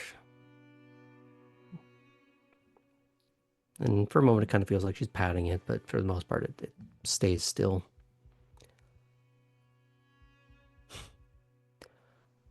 I think as a Ventru, she probably would have said something like, avoid single points of failure.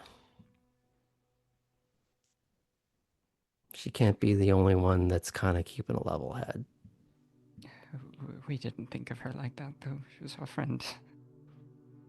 You know what I mean, though? Was. Oh my god. What am I saying? She is our friend. Has anyone told Belle? I think Poppy did.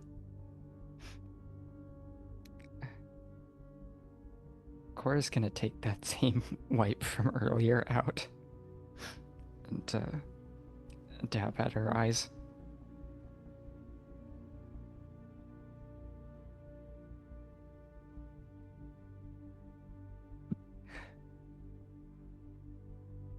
So, how is everyone?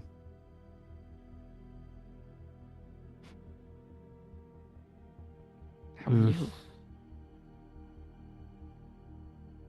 I think we're all a little bit fucked up and shell-shocked in different ways.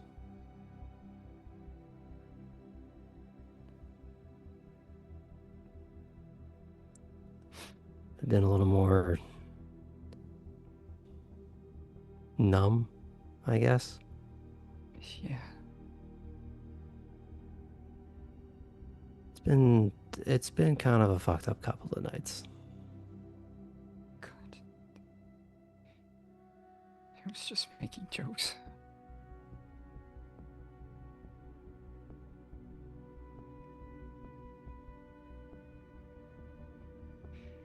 Is, well,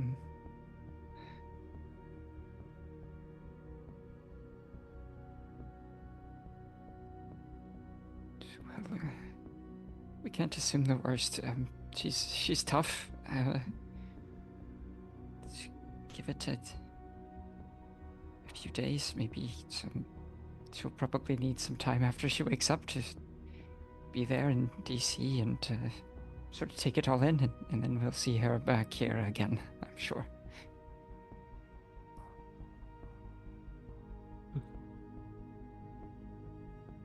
Maybe.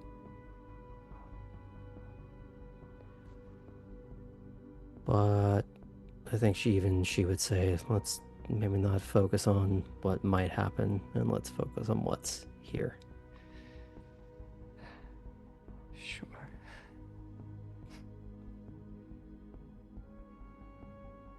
I'm really sorry I didn't come by earlier.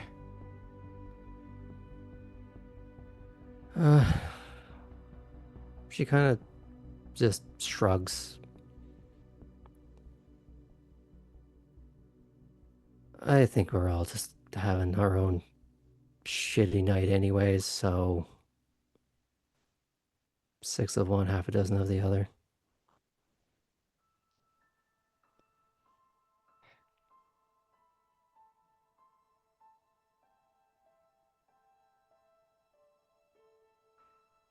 Right.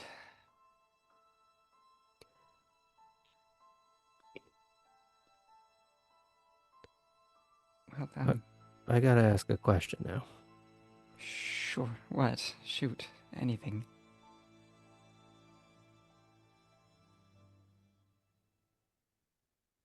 Maybe just try and sit for a while before driving back out. I think the last thing any of us want or need is you being in your feels behind the wheel. Yeah, that's a good point. Cora knows that she hasn't been super forthcoming about her arrangement with the crew yet. But at that statement, she thinks about times that she has been in the car with Kate, and sort of has this, like, there was a moment when we first arrived when Cora was in the back seat and Kate was driving, and it was a whole group of us, and Cora was just sort of bantering with her, and so she was just interacting with Kate's eyes in the driver's seat in the rear view, and she thinks to herself, am I going to have to worry that I'm going to see her in the rearview mirror as I'm driving?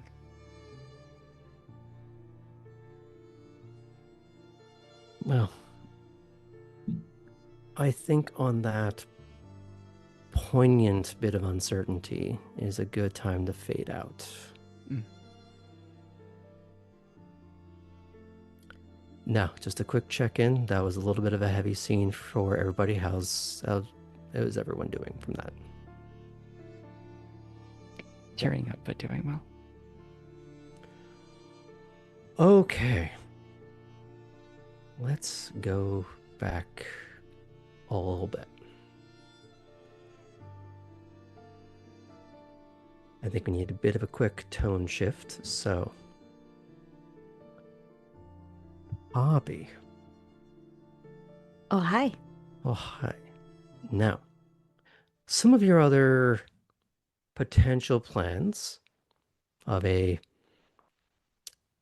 might need to go and acquire something glittery through ill-gotten means has been somewhat stymied and rendered a bit unnecessary. Mm-hmm. So you are off work. You do have more planning to do, perhaps, with Clarice. You do have a text waiting from you, though, when you finally get back to your phone. Yes. It's from Heidi. Okay. Hey, I know you're a little busy tonight. Can I see you for a little bit?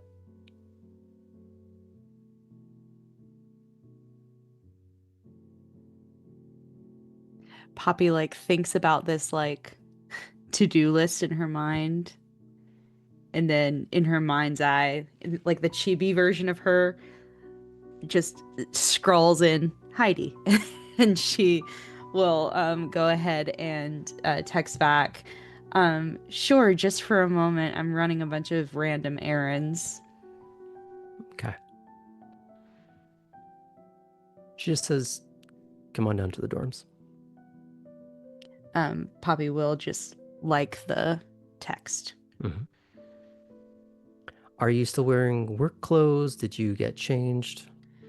I think she probably changed out of her work clothes, because they are quite put together in a way that Poppy doesn't need to be while she's running about looking for UV paint and other items. Or walking into dorms. Yeah, or walking into dorms probably. So she's probably just wearing some baggy jeans, a little crop top, tank top, that it's the same pattern that one iconic outfit from Clueless is. It's that yellow and black plaid that Cher wears.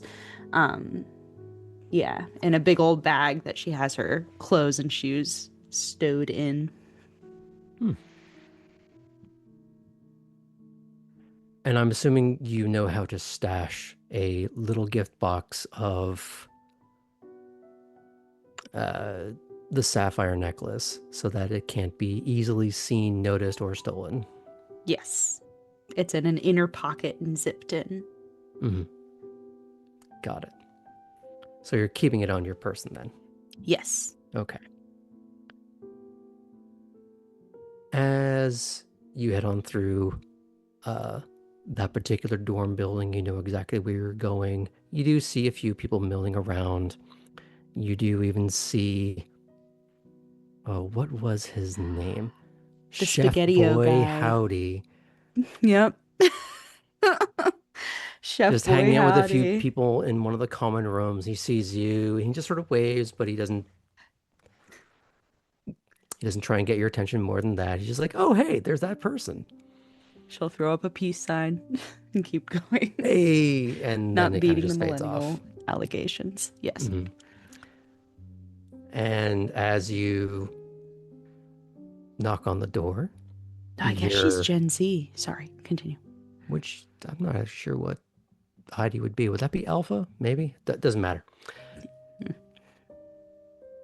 Either way, I don't think she's ever actually called you. It has all been text, so maybe. When you go to knock on the door, you hear a muffled, come in. She will. And when you do, the room is very dimly lit. A few little tiny candles.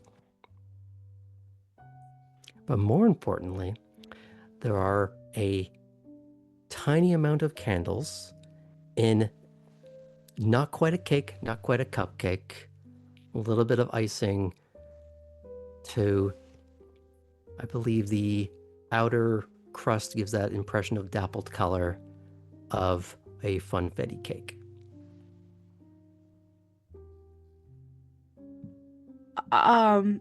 Hi.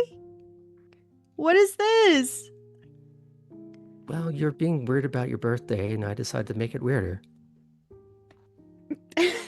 Thank you. This is really sweet. Oh, this is so nice. Thank you so much. Did you make this? Roll me perception alertness. Do you have heightened senses? I have... No, not really. I have Okay. celerity. I'm going to say put this at a... we'll leave it at a 6. Okay, perception, alertness. At a 6? Mm-hmm. That is 2 successes. 2 successes. She kind of, like, demurs on answering, like, a little sheepishly, a little extra tint of red, but you can kind of see just a tiny, tiny little micro dusting of flour that just failed to be wiped away. And you could swear somewhere, you can even smell it, is just an additional sort of sheen of icing that she failed to wipe off somewhere. Oh, good. She will naturally, Mm-hmm. because she's cool like this, she'll like go up to her and wipe the flour away and then Mm-hmm. lick the icing and hope that she doesn't throw up. If it's just a little bit. It doesn't taste good, Okay. but you're safe from any sort of exorcist-like moment transpiring. Great. Love that.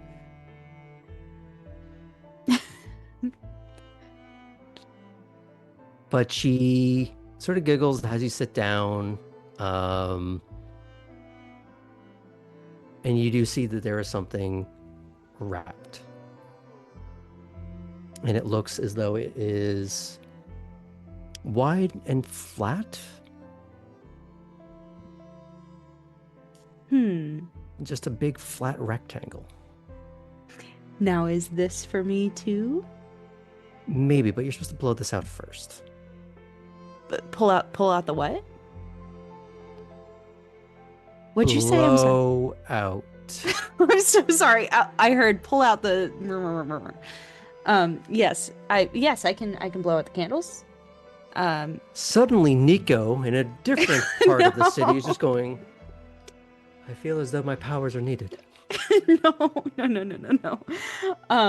She'll blow out the candles and make a wish. Mm.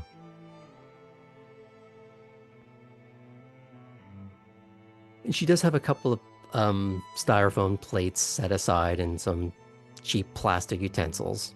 Mm-hmm. But okay, I'm gonna cut a couple pieces of that. You open that. Okay. She will. Mm-hmm. And it's very cheap wrapping paper in the sense that it looks like it's multiple pieces of wrapping paper that were left over from something else and just sculpted around this thing, patchwork together a quilt of wrapping paper, as it were. Eco-friendly queen. Mm-hmm. And as you unravel this, it is a drawing of you in repose after probably your earliest tryst, where you had kind of semi-posed for her. Except this is a cleaned up, enlarged version. Cool. As if that first version was just the rough sketch. This is the final. Poppy will like hold it up and like if the candles if it's a dimly lit room, she's like looking at it as closely as she can. This is incredible. No one's ever done this kind of thing for me. This is thank you so much. Oh my god, I look good. And she kind of bashfully doesn't quite meet your eyes. Just, yeah. Yeah. Oh, thank you so much. I know exactly where I'll hang this. I hope I get to see it. At some point, maybe, when everybody's out of the house. Your I house gotta is figure out weird. a new. I can't even. At this point, it's a reality TV show. I'm not going to have you roll again for that because we did that and it was ridiculous. But I Things will were said. say that if this was a meter, it has gone up a bar. Mm-hmm. That's fair. So, cake. And she does hold out a piece to you. So, out of character, I will give yes. you a way out. Okay. I had my own way out.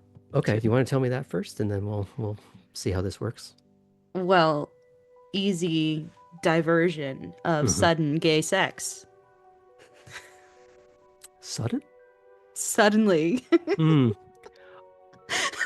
That was more or less where I was going. Okay, great. But with the Be like cake, you say? Of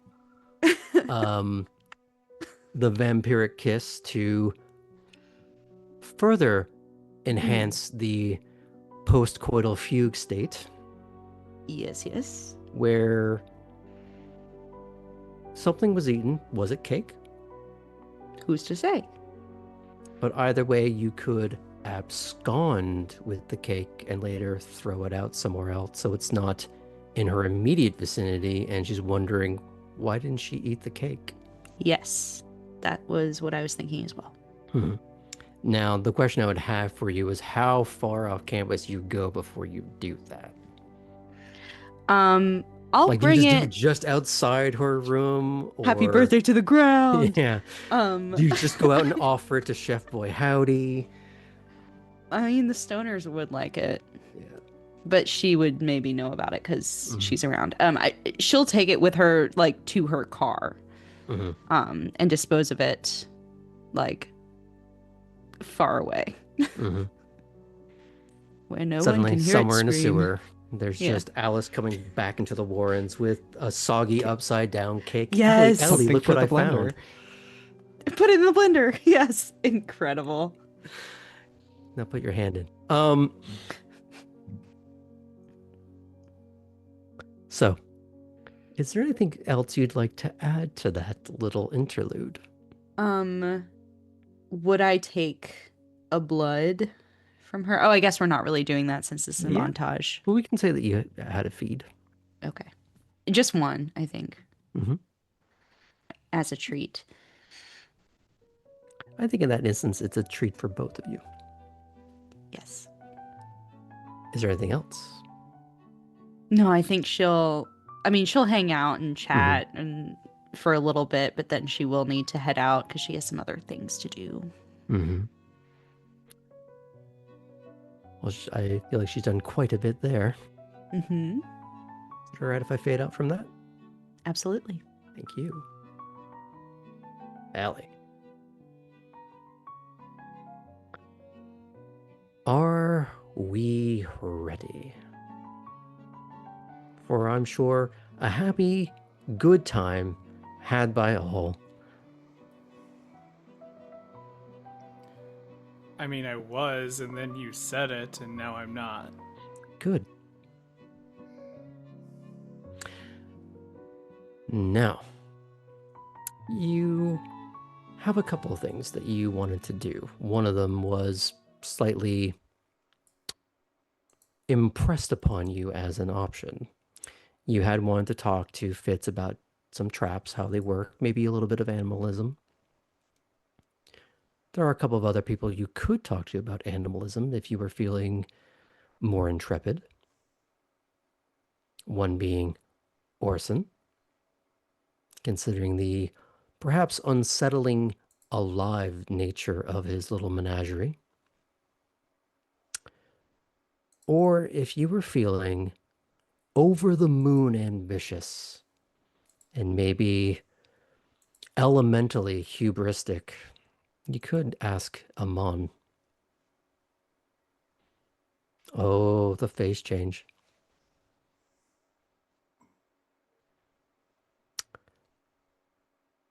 However, we could simplify this down to you going over some traps with Fitz as was previously established.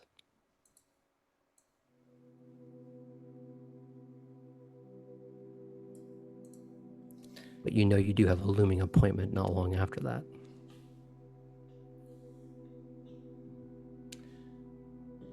Yeah, I think I'll, because I am a little interested in what the traps are that are being used.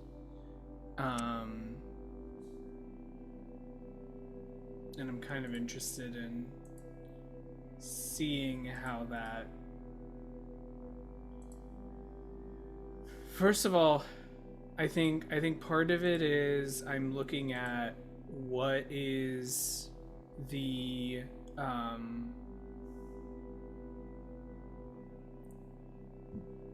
putting my thoughts together, is what are the types of traps that do get triggered, and from a medical standpoint, how badly unrecognizable do the remains tend to be post trap activation? Well, the fun thing is, like your computer and technical setup, it is cobbled together from a variety of things, sometimes repurposed. So there's no uniformity to any of it. You have been made aware that a few areas have a little bit of a churned up whirring sound somewhere in the darkness that you've never really been able to spot. It says delightfully let you know that those are some sort of auto fire turret that's been jury rigged somewhere in the void. So that something gets to this point, it gets just Swiss cheesed with high caliber punctures.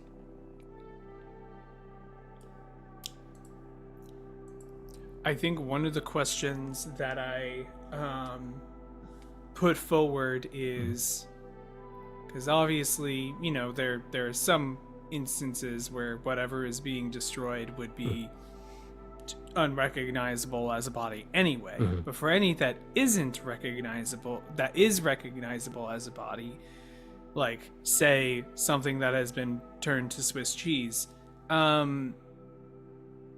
what is their method of body disposal? Does someone go and is someone sent to pick it up? Do they just leave it to nature? Is there like a boop and trapdoor and easy disposal? Like what are the options there? Fitz, joyful in his macabre subject. So here's the fun thing. You got a body, either whole or in pieces. Yeah. Okay. So either way, there's probably a shovel involved, maybe a saw, probably a wheelbarrow here and there, a little bit of bleach, maybe.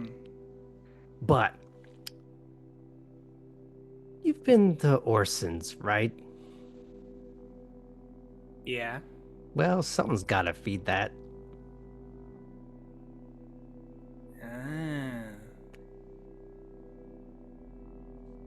And sometimes, you know, they can be a source of additional blood just for whoever finds it among us before we, you know, disappear it. But I would have to assume that wouldn't be... Well, no assuming, but are folks like us the type of things that sometimes get fed to Orson's pet? Pets, plural. Or Right. actually, that's a good question. Some of it might be like colonial. Never mind. Listen, I just assume it's either a hive mind or one collective entity. Either way, I'm It's respecting bug it. nuts crazy, right? Oh, it's absolutely a medical nightmare, and I love it. Hey, yeah, we'll talk about this later. Okay, so some of that just sort of gets sluiced through all of that, and sometimes it's just, well, waste not, want not. Other times it's, I don't like the look of that. I'm feeling picky today. Maybe that's not going to agree with me or anybody else, so off to an incinerator that goes, whether that's one of ours or one that's just more conveniently nearby. What? Oh, I understand the logic of it. I just the organizational part of me really likes the idea of just having a space for all the bodies. Well, if you're feeling ambitious, there's always your tum-tum. Yeah, I know. I'm just used to used to morgue life, and that was it was you just open up being like, "Oh, this was what went last time. I can see exactly what happened here." Yeah, but we're not here to catalog. We're here to erase the problem. I know. And to reset the dominoes, man. Come on. I know. You don't ever get curious a little bit about like, ooh, who was this person Sometimes I'm who kind dragging of went the in upper there? half of a torso by the arms, going, "Oh, who were you, buddy? It doesn't matter. You're fucking dead."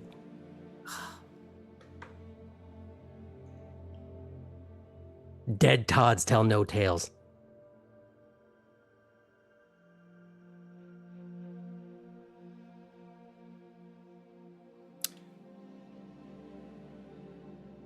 Sometimes it's one of us that shouldn't be down here. And by us, I mean, Kindred as a whole.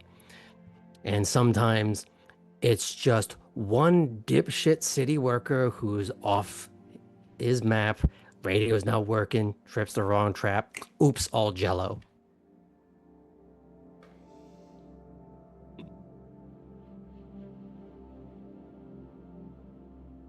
Oh, but then you could have, but then you, if you're able to preserve like the face and basic bone structure, then all you do is a quick research into their background. You get all of the information, and you got a fun mask to work with. Sure, that's, if they have an ID on them, we can do all that too. Oh, you don't need an ID. There's so much facial recognition you can just work with.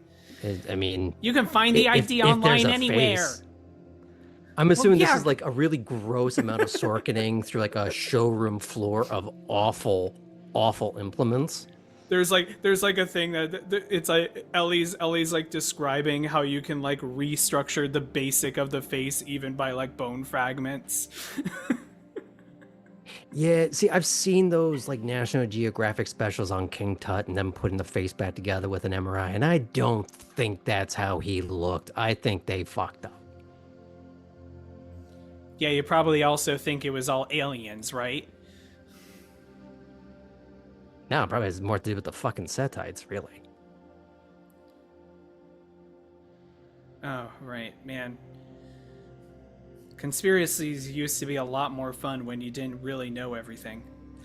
Yeah, it's both more interesting and really fucking mundane at the same time. Because, at the end of so many of these conspiracies, it's us, mages, fucking changelings.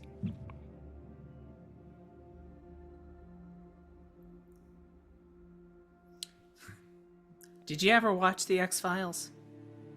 We used to have it on a loop here at one point. It was just fucking great.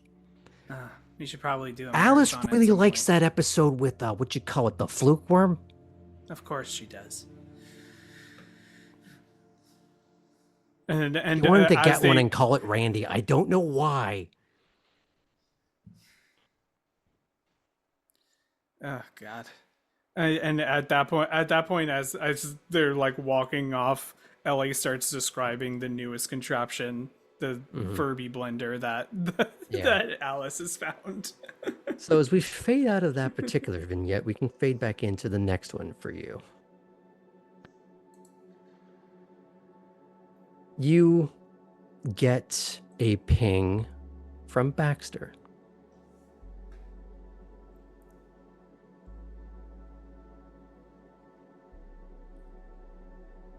Come on down. And it's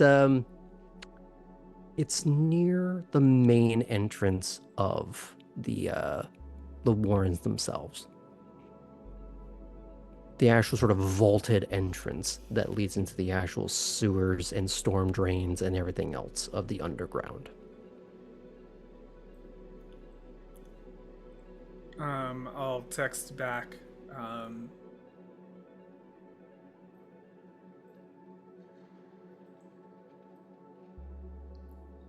Should I have safety equipment?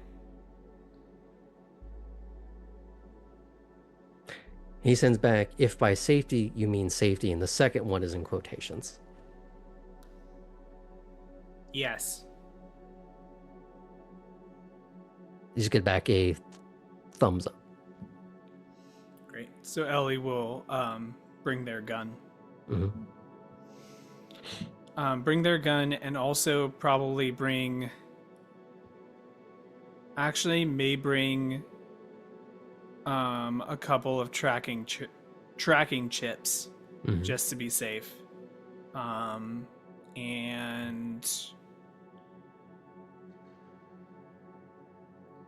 a like pocket, like maybe one of like the pocket computers that's like, it's not the type of thing that like can hack into a whole network, but it's the type of thing that if you need like even something maybe like some system like just access for monitoring purposes can even do as that, but something really as simple as like a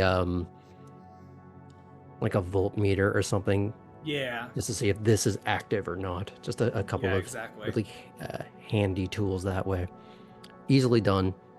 Easily fits into a backpack with a few devices in it. Yeah. And I'll head over. Yeah. So, at this bulwark of a door that would not be unfamiliar to those that have ever seen or played Fallout, it's not as grandiose in scale, but no less robust. It may not be able to stop a nuclear weapon, maybe a daisy cutter, maybe a Moab. But one would hope you never have to find out the hard way.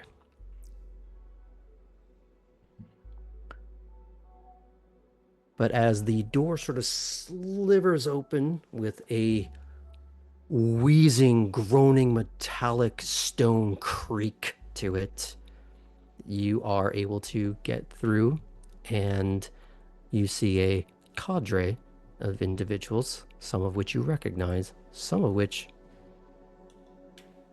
maybe you should. There is, of course, Baxter. There is Alice, Cyrus, Lump, and two women who decidedly do not fit in amongst the aesthetically challenged. One you would recognize from court. You may not know her by name, but you have seen her in the vicinity many times of the Prince and the Venture Primogen. The other, more waifish in comparison, long hair, but has been tied back up into a high ponytail, both of which are weirdly dressed for stepping in the muck and don't seem entirely shy about where they are.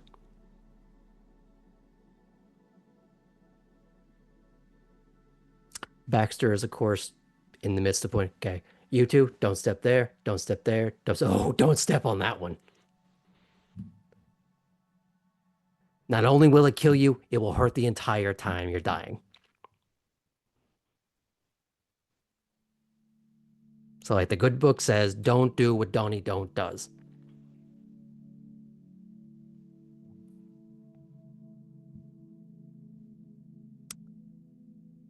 Jean looks composed, and if that registered in any way, it's not showing on her face. Bianca, on the other hand,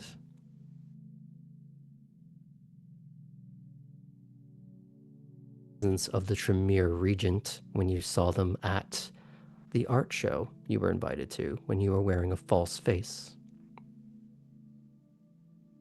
I'm sorry, I think I cut out for a second, so I heard the other one and then it cut at Regent. She was in the orbit of the Regent at the art show you went to with your false face. Got it.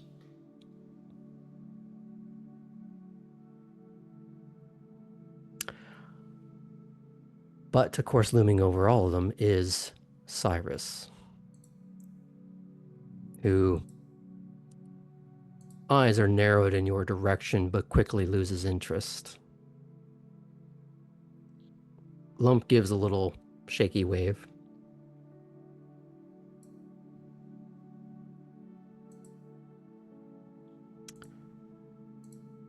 Okay, guys. All right. So there's a few of these going on all around town. Some real shit kicking is going on. It's gonna be great. Some people are gonna die. Some people are just gonna get the shit kicked out of them. It kind of depends. We lucky few get to clear out the sewers, or more specifically storm drains, because nobody can actually get in sewers. They're actually really, really small. Maybe rats. But we're going to be going through. We're going to be doing some work here. They're going to be doing some work over there. Bye, Cyrus. And there's a little bit of a glare from him as he does start to skulk off with Lump in tow. Always a pleasure. Jesus fucking Christ. Okay, so you, my squadron. I'm your captain, my captain, your captain. We're gonna be storming through. Any of you got guns? Hold up your hands now. You and Jean. Okay. Guns are good. They're a little loud. They might deafen you down here when they go off, but, you know, if you don't got anything else, you know, eardrums grow back. Cora somewhere as her ear is burning might be the wrong sensation. Literally at that same time. Just pulsating for no real reason. Now, the rest of us, we got, you know, blunt, heavy instruments, a bit of rebar, a bit of staking, but by and large, we're not here to make friends. We're not here to take prisoners. Interesting if it happens. Maybe a conversation could yield somewhere, but by and large, this is extermination. We are flushing these fucking drains. So, some of the more squeamish among you, and he does look at the Ventru, might be thinking, but Baxter, maybe they're human. Maybe it's not someone we need to kill. Enough of that shit. We're not here to fuck around. They shouldn't be down here. And, you know, maybe if they had a life worth living, they wouldn't be fucking around down here. This is a kill first, and if anyone's still got a jaw in the aftermath, ask a question maybe. It's helpful maybe if we find someone alive, but if they're down here, they're not here for conversation. They're here to be a problem. and we solve problems. It's what we're good at. At least I fucking hope so. So, who wants to help me solve problems?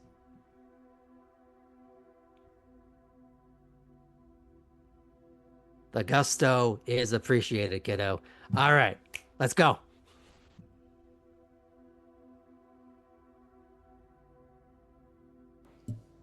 Ellie will follow, remembering that maybe some of the like a large assortment of tech things that they brought is going to be slightly less useful than they thought. Oh, as you're kind of Teaser trudging next along, time. Teaser next time. Yeah. He looks over his shoulder at you. Hey, that your first time using that out in the wild? Technically, yes. Uh-huh. Do you know how not to point that at anybody that you don't want dead? Yes, that's generally what I know. Good. Okay, so before anything happens and the panic and the rush and the excitement hits, safety off, Barn. You don't want to find out the hard way that it goes click and nothing goes boom. Okay, how new is Ellie to guns in general? How many dots you got in guns, buddy? Do you have at least one? No. You have 0 dots. In firearms, yes. This is hilarious, and I love every minute of it. Because I imagine you are trying to figure out where the safety even is on this thing, and you press the wrong thing, and the magazine slides out. Yeah, I think Ellie is trying to make it look like, oh yeah, I'm just making sure that it's clean while also actually looking for the safety. Yeah, and it just, I imagine based on that though, it just sort of sloops out the magazine. You manage to catch it, but it's this awkward juggle. And the venture next to you, can I not be sending that to John Wick, please?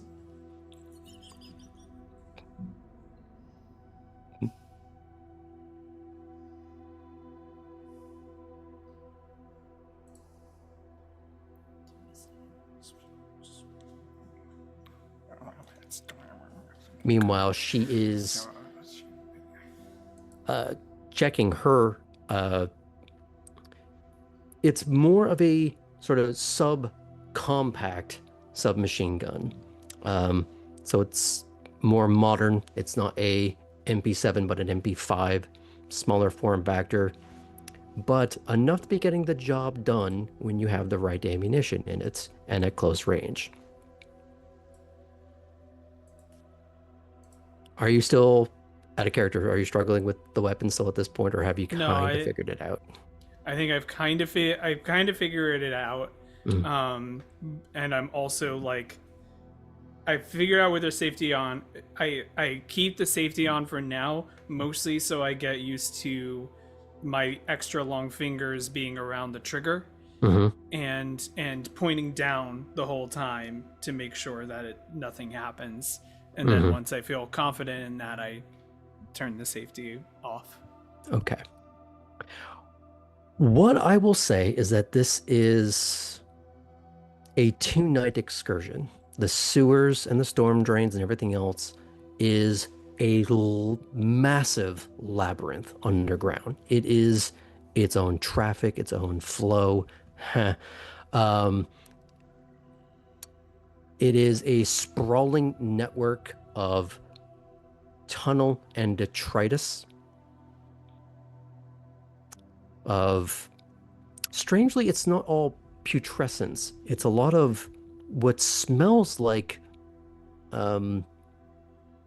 rainwater that's sat too long in most of it.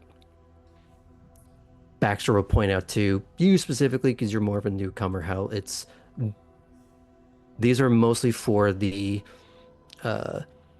storm runoff in preparation of the unremitting seasonal deluge that you have to deal with. One of the projects that Nosferatu as a clan deal with down here is making sure these are robust. Doing repairs often when humanity has forgotten about it. Because hurricanes are a fact of life, and whatever breaks down there is a problem for you in the Warrens. And you notice the Warrens are almost temperature climate controlled in comparison to whatever this is. To borrow from community, this is the room temperature room.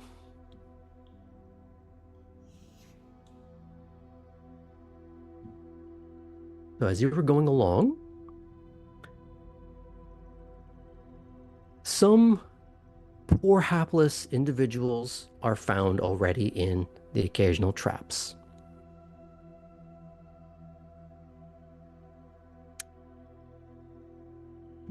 Some of them get cleaned up, reset, but mostly it's a case of, hey, Fifth, yeah, I got another one. Yeah, this one. Yeah, that's the red pipe. And it's just coming on down, moving some stuff. You don't have to see it. You don't have to stick around reporting it, but you're moving quick. That problem's already solved itself. You're looking for an active problem. Now, the question I would have for you is that, unfortunately, the numbers game is, this is going to happen eventually. This night, the next night, either way. So, the question I would have for you is, when the time comes, and it will,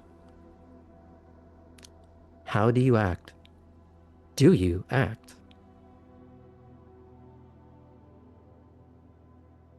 As things begin to pop off around you, and more of a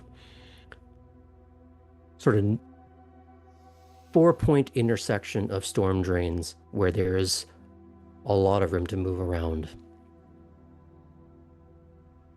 The firefight, the fracas breaks out. Whoever this is, they're not passive bystanders that happen to get caught up in the churn of your activities. These are people with violent intent, and like two storms crashing into one another, one has to resolve the other. Is it something where it feels like we got the jump on them, or they very much like it just... Well, here's the fun part. I'm going to have you do a little bit of rolling to determine that. You're not necessarily rolling your stats as much as I'm going to have you roll to, let's see.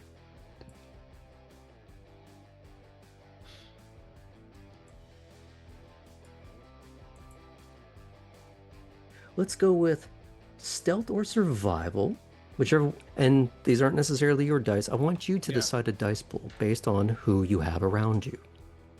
Oh. So this is where I get you to tell me a little bit of a story. Perception or intelligence based on, do I spot them or am I anticipating? I think there's a little bit of... Ellie acknowledges that they're new to this, and so it's a little bit of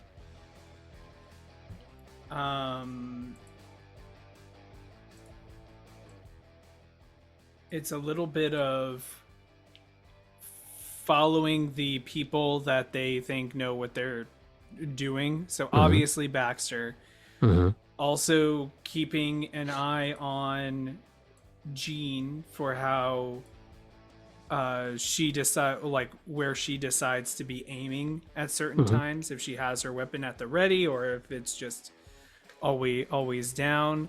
I think like Ellie keeps on floundering a little bit between I should use the weapon. I've never used this weapon before. I have learned how to actually fight, so that should actually probably be the way I've known, even though I use a punch and then I don't remember the rest of what happened. in it, but at the very least I know kind of better what to do that. But then again, I probably want to be far away from them.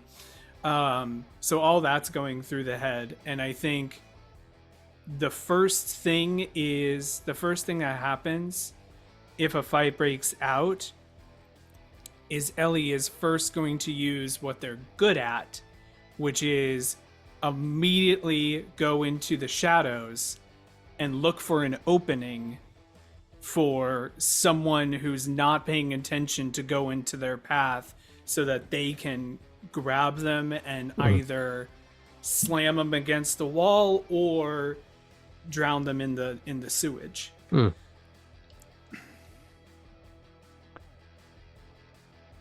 So you would know that drowning, if it's one of your own kind, is a non-starter. It won't accomplish anything Right. but just inconvenience or annoy. But if they're And a I think that's or, part of it. Yeah. If it's not a kindred, then already doing more effective work. If it is a kindred, at the very least, I'm guessing they would be at least distracted enough, being like, God, there's water in my face. Like, it's discombobulating enough that like someone else who's better at it can assist at any point.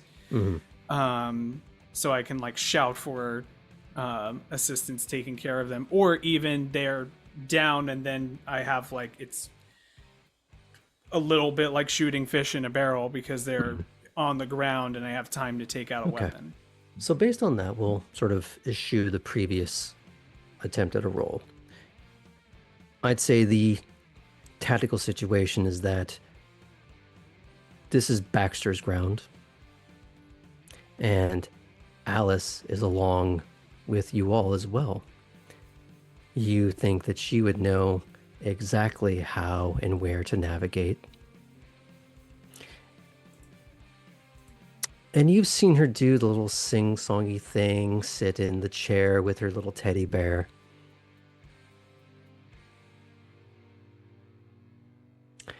No one would ever dare suspect the little creature lunging out of the darkness, losing invisibility mid-pounce, and little dainty doll-like fingers entering someone's head as she bounces them off a pipe many, many, many, many times, like an exuberant child in a 90s commercial who has just seen the chocolate egg. Except one time when she pulls her hand back and there's a different dessert of a not quite set ruddy jello.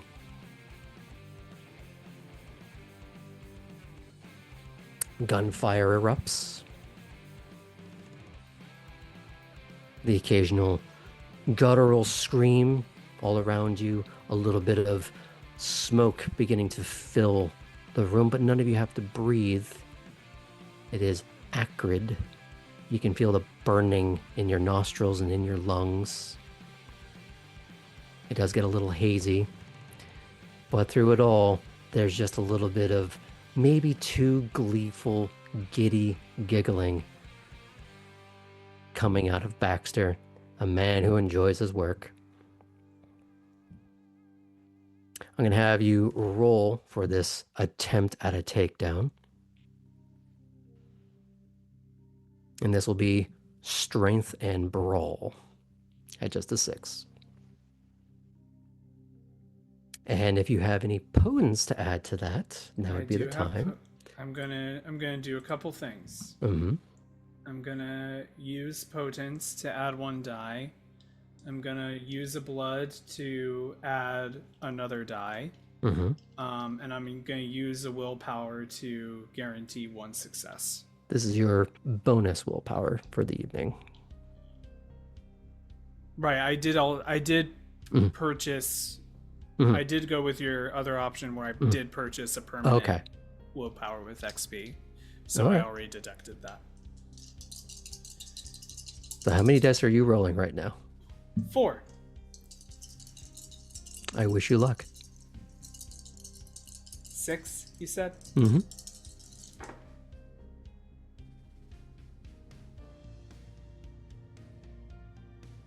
I need you to know that was 2 successes and 2 1s. So all in all, that's 1 success. You manage to, at first, grab this person and throw them down into the brackish wash that you are all ankle deep in. And as they struggle and slip, they do manage, at least for a moment, you do get them under the water, but they do scramble out of it. For a moment, they sort of push between your legs and start running down a corridor tunnel behind you.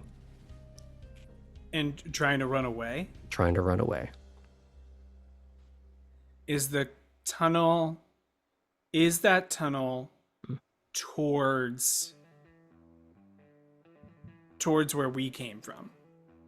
I'd say in all that chaos and all that mess, you have lost track of exactly which direction is which, because it is an identical 4-way. Things have escalated very, very quickly. Okay. All right. Okay. Cool. I'd say as this is all transpiring, there is gunfire here. There is tearing and rending of flesh one little through the haze right next to you. There is a stake bulleting through the air in an unnatural way. Can I? Probably not, and it's okay if the answer is no, because this will just define what my decision is. Mm-hmm. Am I able to, in all that chaos, to see a small, terrified animal at all? Roll perception, alertness. Because it's such a chaotic situation that would probably drive off anything, I'm going to put this at an 8. Yeah, that makes sense.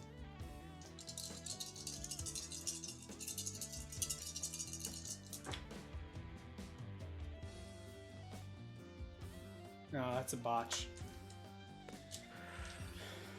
Okay. You have...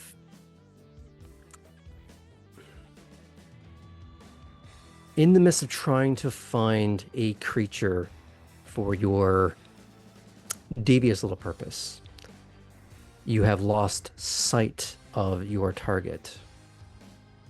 As you spin around looking for your quarry, another stake splits the fog around you, that acrid gun smoke.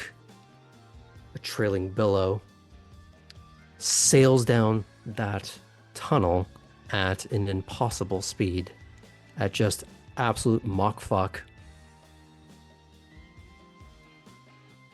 And in the distance, you hear this.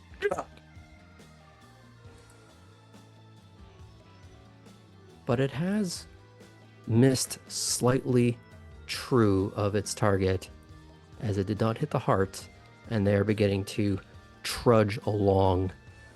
Seemingly, though, the stake is in their shoulder and they can't move their upper body correctly. Okay. With that, Ellie is going to immediately give chase. Okay. I'd say because of them being injured in such a way that is unnatural to them, they keep trying to trudge and it's not working, forcing them into a limp, as it's this almost like a referred pain radiating out from the shoulder and preventing even their legs working properly, because they're compensating horrifically. Yeah. I'm not going to have you roll to catch up with them. My question for you is, while this may take some time to get there, what do you do when you arrive?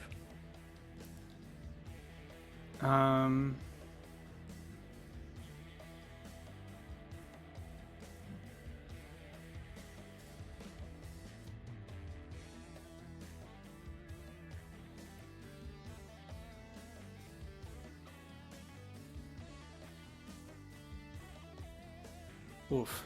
Okay. Would it help if I gave you some options? No, I have two options floating in my head. One is definitely worse than the other. So I'm not going to go with the worst one. So Ellie's going to arrive and I'm going to grab the stake and kind of use that to like push the person down and kind of hold them in place while everyone else catches up. Okay.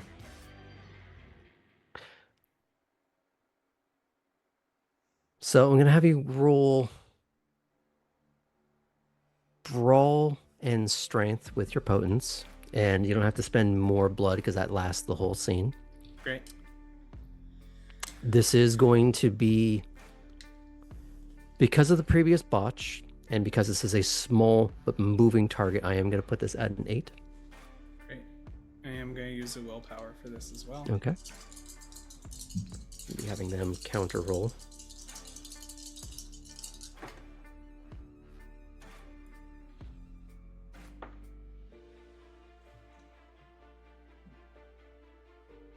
How did we do? 3 successes. 3 successes.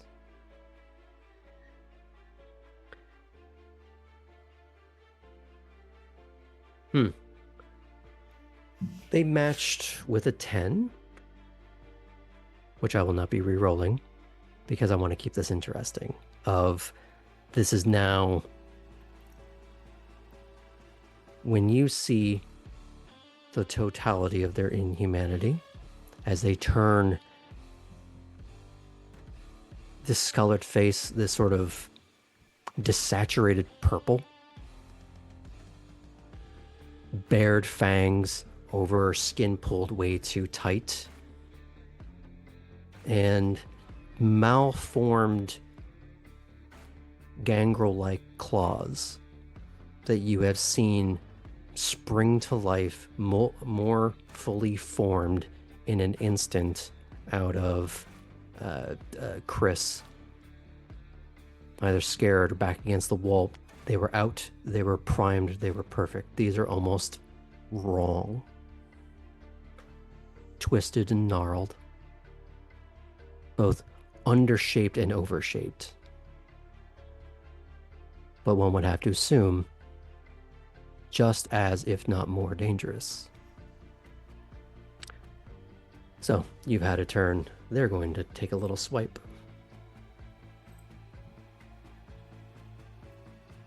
But I'm going to be putting this at a difficulty of 7 because they have a hard time swinging that particular arm. And they're not used to having that particular set of gears clogged.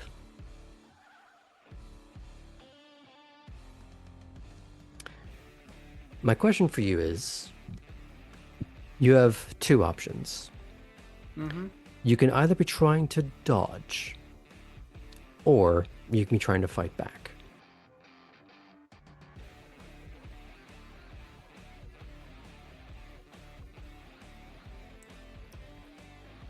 I think Ellie has a... I will say you have the stake in your hand. You didn't get to knock them down on the floor, but you did manage to wrench it out of them in the mess. If that helps shave some things. Yes, I figured the stake was still in them, so that works. In that case, I guess I will attempt to. I'm gonna attempt to fight back with one hand.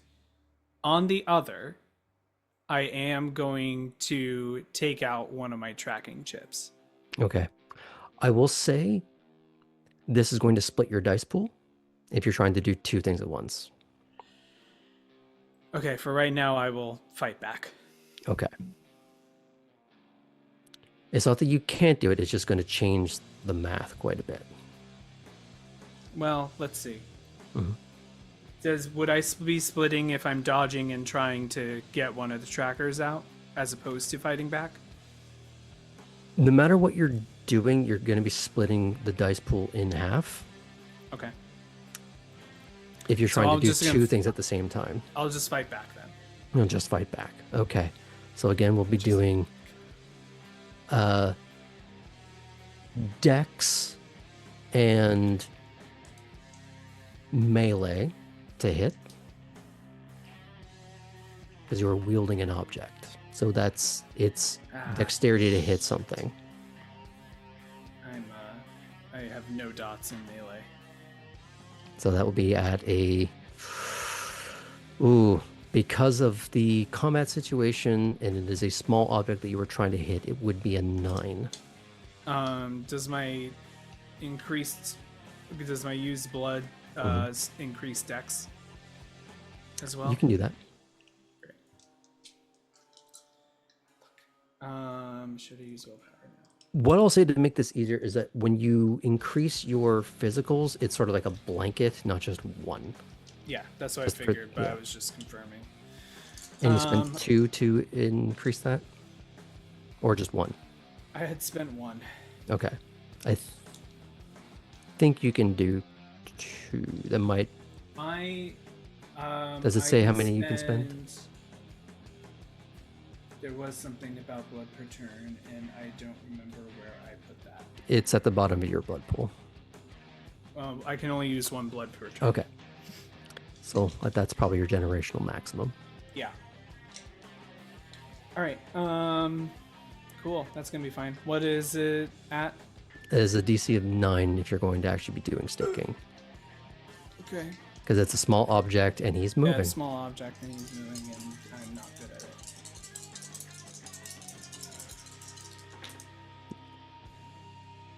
It's not a botch, but it's a failure. I got a Okay. success that was canceled out.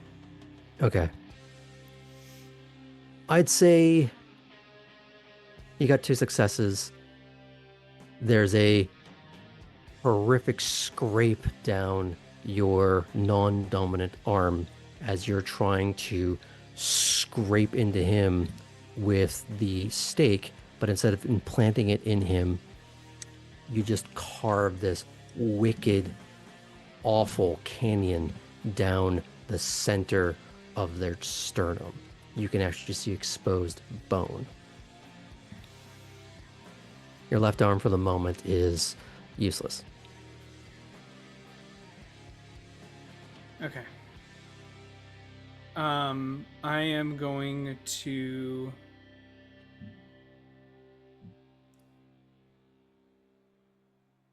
Is he against a wall or anything like that?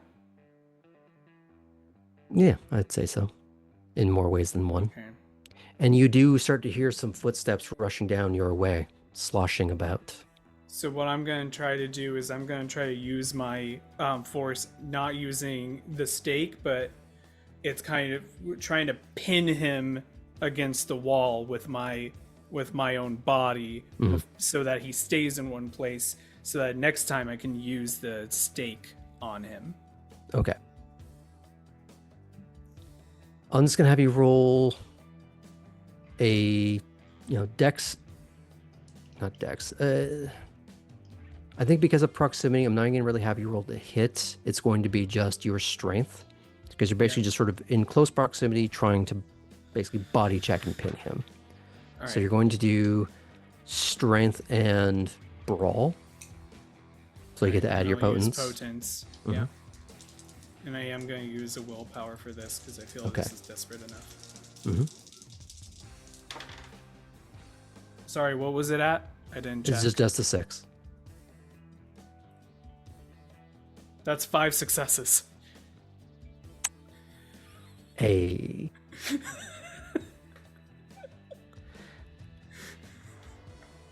So my question for you is, how screamingly panicked is Ellie in this moment? You have been injured. You have tried and failed at staking, but you have been standing your ground for better or worse. Are you screaming? Are you yelling in their face, cursing at them? I think there's for a help? little. I think there's like, initially it's silence because Ellie's used to being silent, get out of the way, and then there's a little bit of a growl scream when they finally do the push into the wall, and they're gonna do that and then try to take the stake in the functioning arm and try to drive it into the person now that they've been pinned to the wall. And I'd say easier target. there's some difficulty in accomplishing that. In order Yeah. to prevent those protean enhanced hands from taking you out, you had to find a moment to pin the hands against the chest with your body. You do feel them kind of start to sink in a little bit around your clavicles, but they don't have the leverage to do much more damage. Could I? No. I'd say this is where the I would narration say, has to interject, unfortunately. I was going to say, like, maybe just shouts for assistance at that point. So the footsteps had already been coming, but they are small. The splashes are not impressive, but they are rapid. And little hands reach from off camera as they are sort of speeding by, almost sort of running up along the wall, and they sort of corkscrew the head, wrenching it right off. And as she lands, rather gleefully, holding this head, this mal-shaped once man, all his hopes and dreams in this little misshapen bucket of a head. Ah, I got it. Ooh, that doesn't look good. And she's looking at you, and as the body starts to sag, they're held upright by the fact that they are pinned into your upper chest, ruining that hoodie. So this sagging weight does start to pull you down unless you rip these out of you. Okay. And as Ellie is pulling the claws out. Nice catch, Alice. You want it?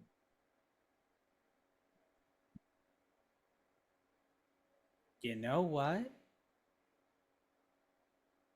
I do. And I think that's a good place to fade out on, as we do have, unfortunately, one more scene to get through before we are over for tonight. However, if one or two of the players do need to bounce, you can head on out now. I know it's a little bit later for one or two of you. This will be about 20, 25 minutes more. Everything okay, Sam? Yes, just checking. Okay. Sorry. Now, Artem. While stopped at the gate per usual, you are waved through without a check and instead told to take one of the offshoot roads once you get closer to the main house. Once you do, you find a smaller but no less stately house where several figures are gathered outside next to a tidy little squadron of black Range Rovers. Many of the figures you recognize, others still you do not. Each of them are armed or in the process of doing so. Notably, no rinky-dink little sidearms, but rifles and heavier ordnance. Once you are in the presence of a door-kicking operation that is in the midst of kicking off. More immediately recognizable would be the Prince Everett Brooks, Sheriff Valeria Vega, Deputy Owen Rook, Misha Sokolov, and a handful of others that you may have seen but you do not know the name of.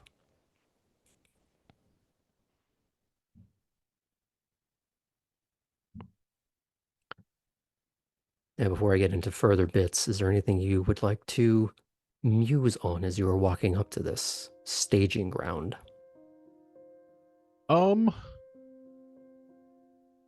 it's much more professional than he's ever seen. Mm-hmm.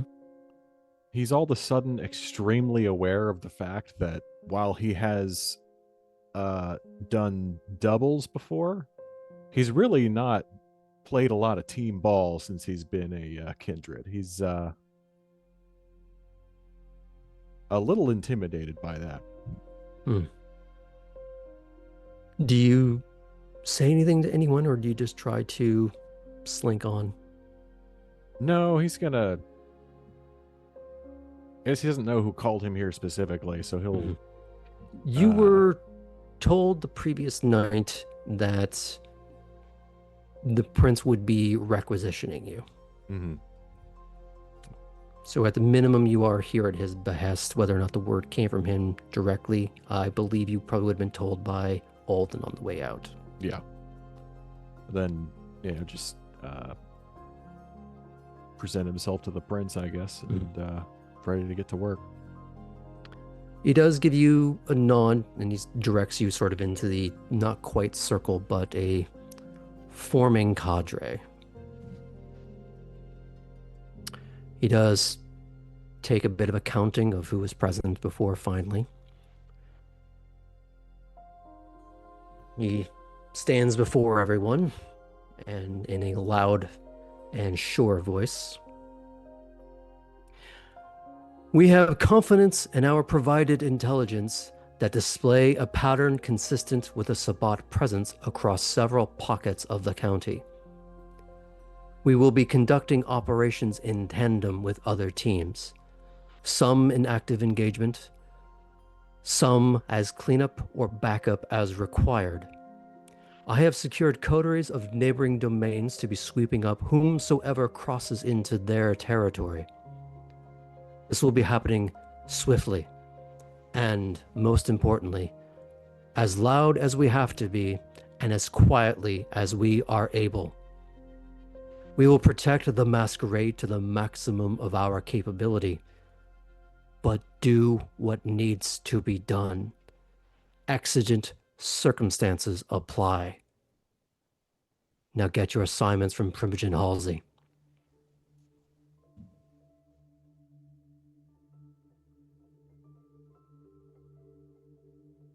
Artem will go get his assignment from Primogen Halsey.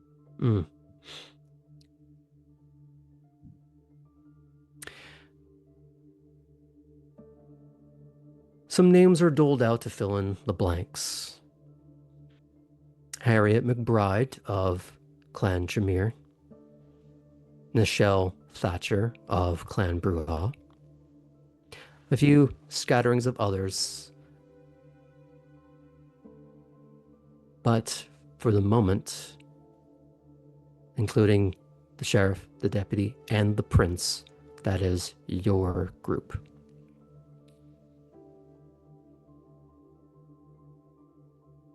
And as the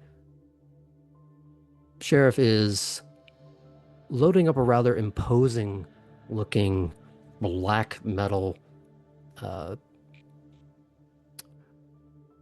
sort of thick set shotgun of some sort, Artem would maybe know that that's a combat shotgun of some sort. He's probably seen some of those. Yeah. For McBride, she's not using anything so modern, but something that is a little antiquated, of a drum magazined Tommy gun. For those of you unaware, it is a .45 caliber machine gun that they used to call the trench broom once upon a time.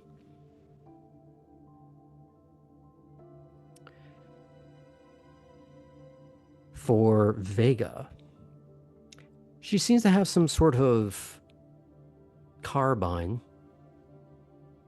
like something built on the AR-15 styling, but there is something wrong about the barreling. It almost looks like it's an oversized suppressor, but no, it's just barrel. It looks maybe just too big for what it is. Magazine is even wider, the sort of mag well is flared to accommodate a larger magazine, a wider magazine.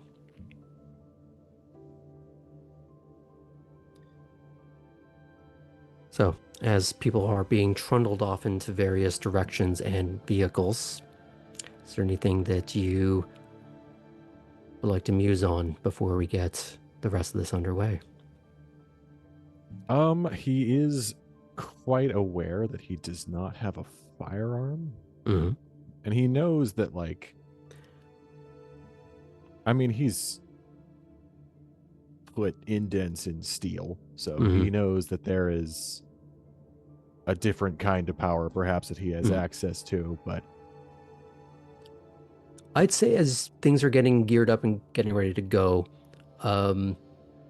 Thatcher will take you aside. Do you need or want a weapon?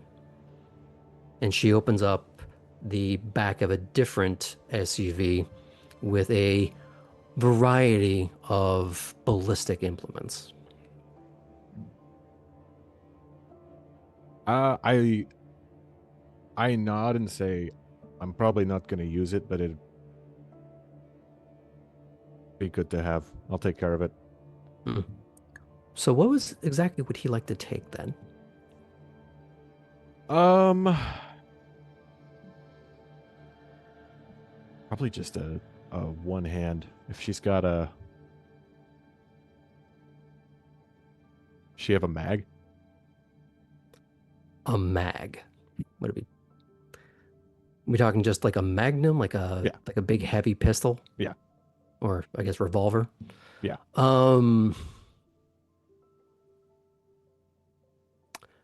She wouldn't have any revolvers. I'd say like something akin to a Desert Eagle.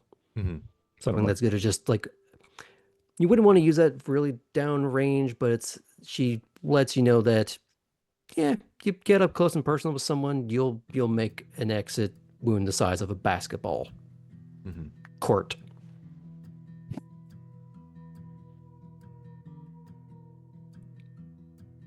Better at close range anyway. Well, happy hunting. You too. And she just pulls back the bolt on some other carbine of hers. But it does look a little, it's not the same modification as whatever Vega has going on, but something. So, Rover start heading out.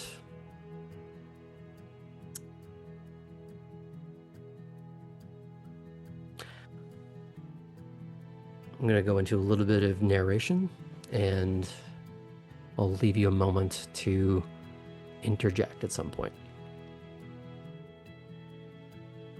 Over the next 2 nights, the group you are running with stayed largely consistent, but some individuals are swapped in and out for a variety of reasons. Some merely having duties elsewhere, some brought in because their skill sets would be best put to use in a particular murderous excursion or another. But most importantly, throughout all of it, is a ruthlessly efficient rinse and repeat of shock and awesome. Warehouses, industrial spaces, tenements, bush parties, both high and low income housing. Most are in the outskirts, the far orbits of the county. Others more uncomfortably floating towards a semblance of the core. Many are mere false alarms that, thankfully, due diligence prevents any needless wholesale casualties or slaughter, but enough bear rotten fruit that proves the provided intelligence was largely correct. There are high casualties, few prisoners, but not zero. The prince and the sheriff trade off on who is leading which particular task you are on.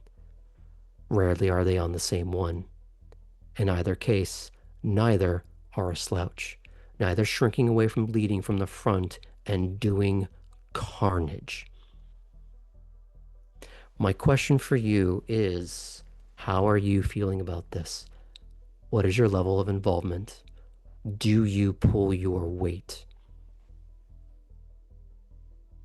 So the chibi version of Artem is taking this experience, and he's got it's in the right now panel, and he's taking it. He's like, later. Basically just kind of numbing himself to the what he has to do now.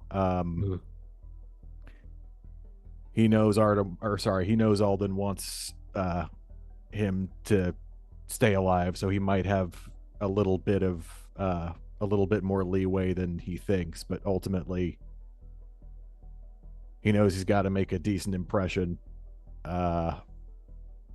and the sooner it's done, the sooner it gets done, I guess. So he's careful. He tries to be as sneaky as he can. He doesn't take a lot of shots. He does everything he can to, get in close and do what he does best. Which may limit his effectiveness, but probably something that was foreseen, if I had to guess.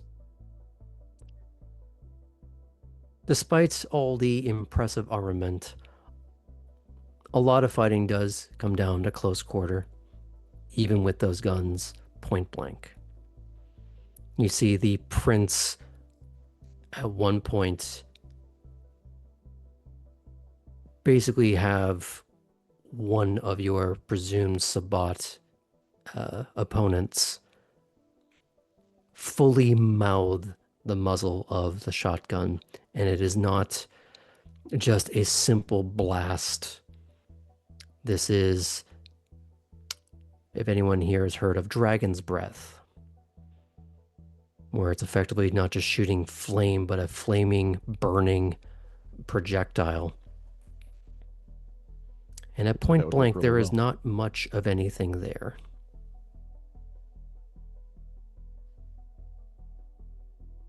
He is nothing if not thorough.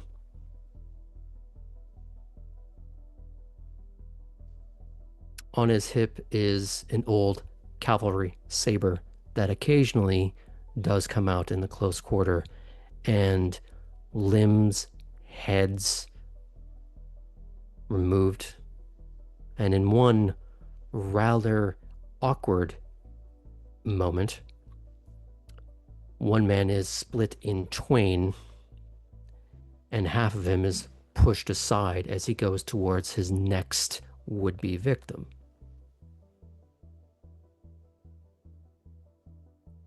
When you do see Vega, you realize that the rounds coming out of her modified firearm are heavy, wide, looking like they belong more coming out of a 50 cal stationary machine gun. But fewer rounds. But up close, that's enough. There is almost a balletic motion as she weaves through, using the rifle, alternating to a pistol like you've seen her use up close and very personal as you were in the splash zone of, basically your introduction to her during your own introduction. There are messes everywhere you go. And in one instance, McBride, the Tremere, she's the only one that steps forward. The rest of you are held back as she looks into what is presumed to be a warehouse. And she rolls her whole arm with a snap of the finger at the end, and the room erupts in fire. Whoever comes trundling out, trying to get away from the blaze that unfortunately is quite attached to them by that point, is gunned down. And this goes on like this in every pocket that you go to, presuming there are many of these happening all over the place. Ellie's excursion down in the below of Savannah is not an isolated incident, as more altercations happen below ground as well. Some Ellie is involved in, many not. But it is a fraught pair of nights. My question for both of you is, and this is more so aimed at Ellie, do you kill? Or do you do everything in your power to create a situation where someone else has to? Or do you let someone get away? I'm going to start with Artem. Well, Ellie ponders. Yes. You don't have to go into numbers, but you pull your weight. Yeah. Do you do the bare minimum, or do you not necessarily excel, but try to strive for competence? I think he does what he thinks makes the most sense at the time. What makes sense to me is that there are times where other people are firing, being run at by Sabbat, and he's kind of in the middle a little bit, and he tries to, like, in those instances, he's not necessarily going to kill them, but all he has to do is, you know, bring the arm down, claws through a leg. They're not moving anymore. They can get shot. He is on defense in some instances. You're referring to running Right. interference. Exactly. Though in the more close quarters where it makes more sense to get into a close fight, yeah, he's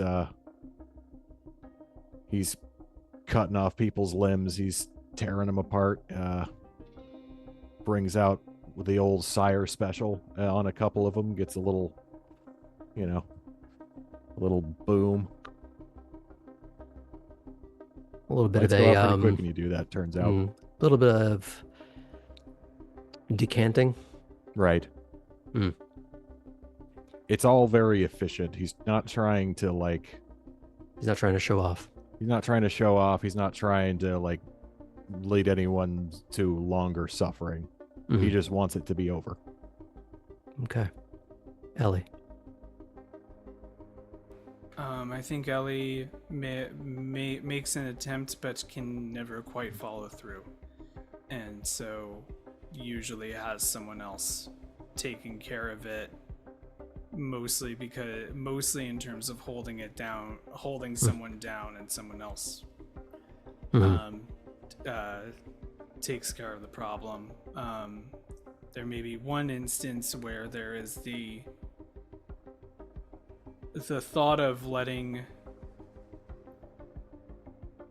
one of them go in the melee, but not wanting to risk that at this stage. Okay. While it could be perceived as someone not pulling their weight, someone who lacks follow through, you're not shirking away from involvement. You're not shirking away from contribution. You have a hard time doing the act, but you are contributing to the act itself.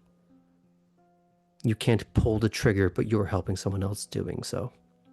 That is not nothing.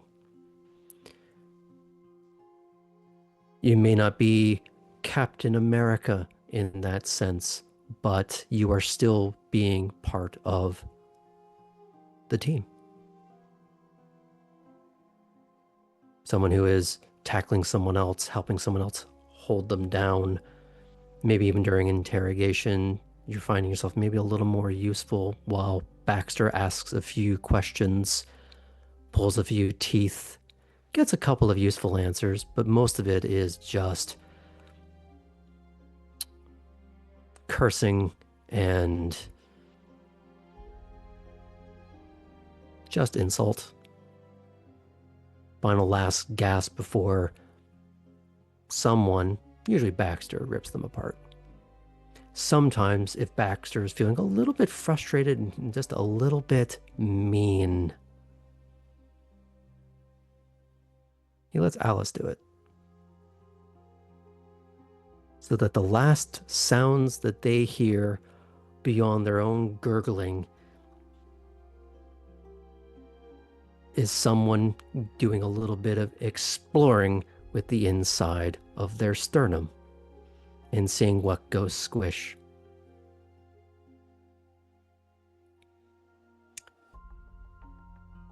Is it okay if I fade out from that for you two? I have one final, very brief, little after credits scene. Poppy, as you are walking through SCAD to head back to your car, you run into someone vaguely familiar. Lachlan Montrose.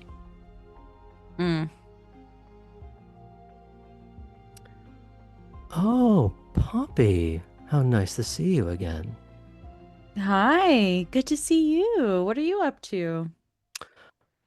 Oh, I was just doing a little bit late night marking, doing preparation ahead of the upcoming semester.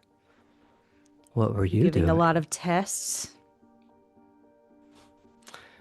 He smiles, but there's a little bit of something sneering in it, and his head tilts to the side. Oh, and what do we have here? It's a cake. Not the cake he's looking at. The poster board of a drawing. Oh, I recognize the art yeah. style. Oh, do you? Heidi, right? Yeah. I did a little modeling for her. I see that. And I see we both have an eye for young budding talent. Oh, sure. Well, I don't mean to keep you. Nor I you. Have a good night. Stay safe. You as well. Fucking bitch ass nerd. I hate that guy so much. And I think on that glorious note, we fade out for the evening. Thank you for sticking through us, folks. See you next week.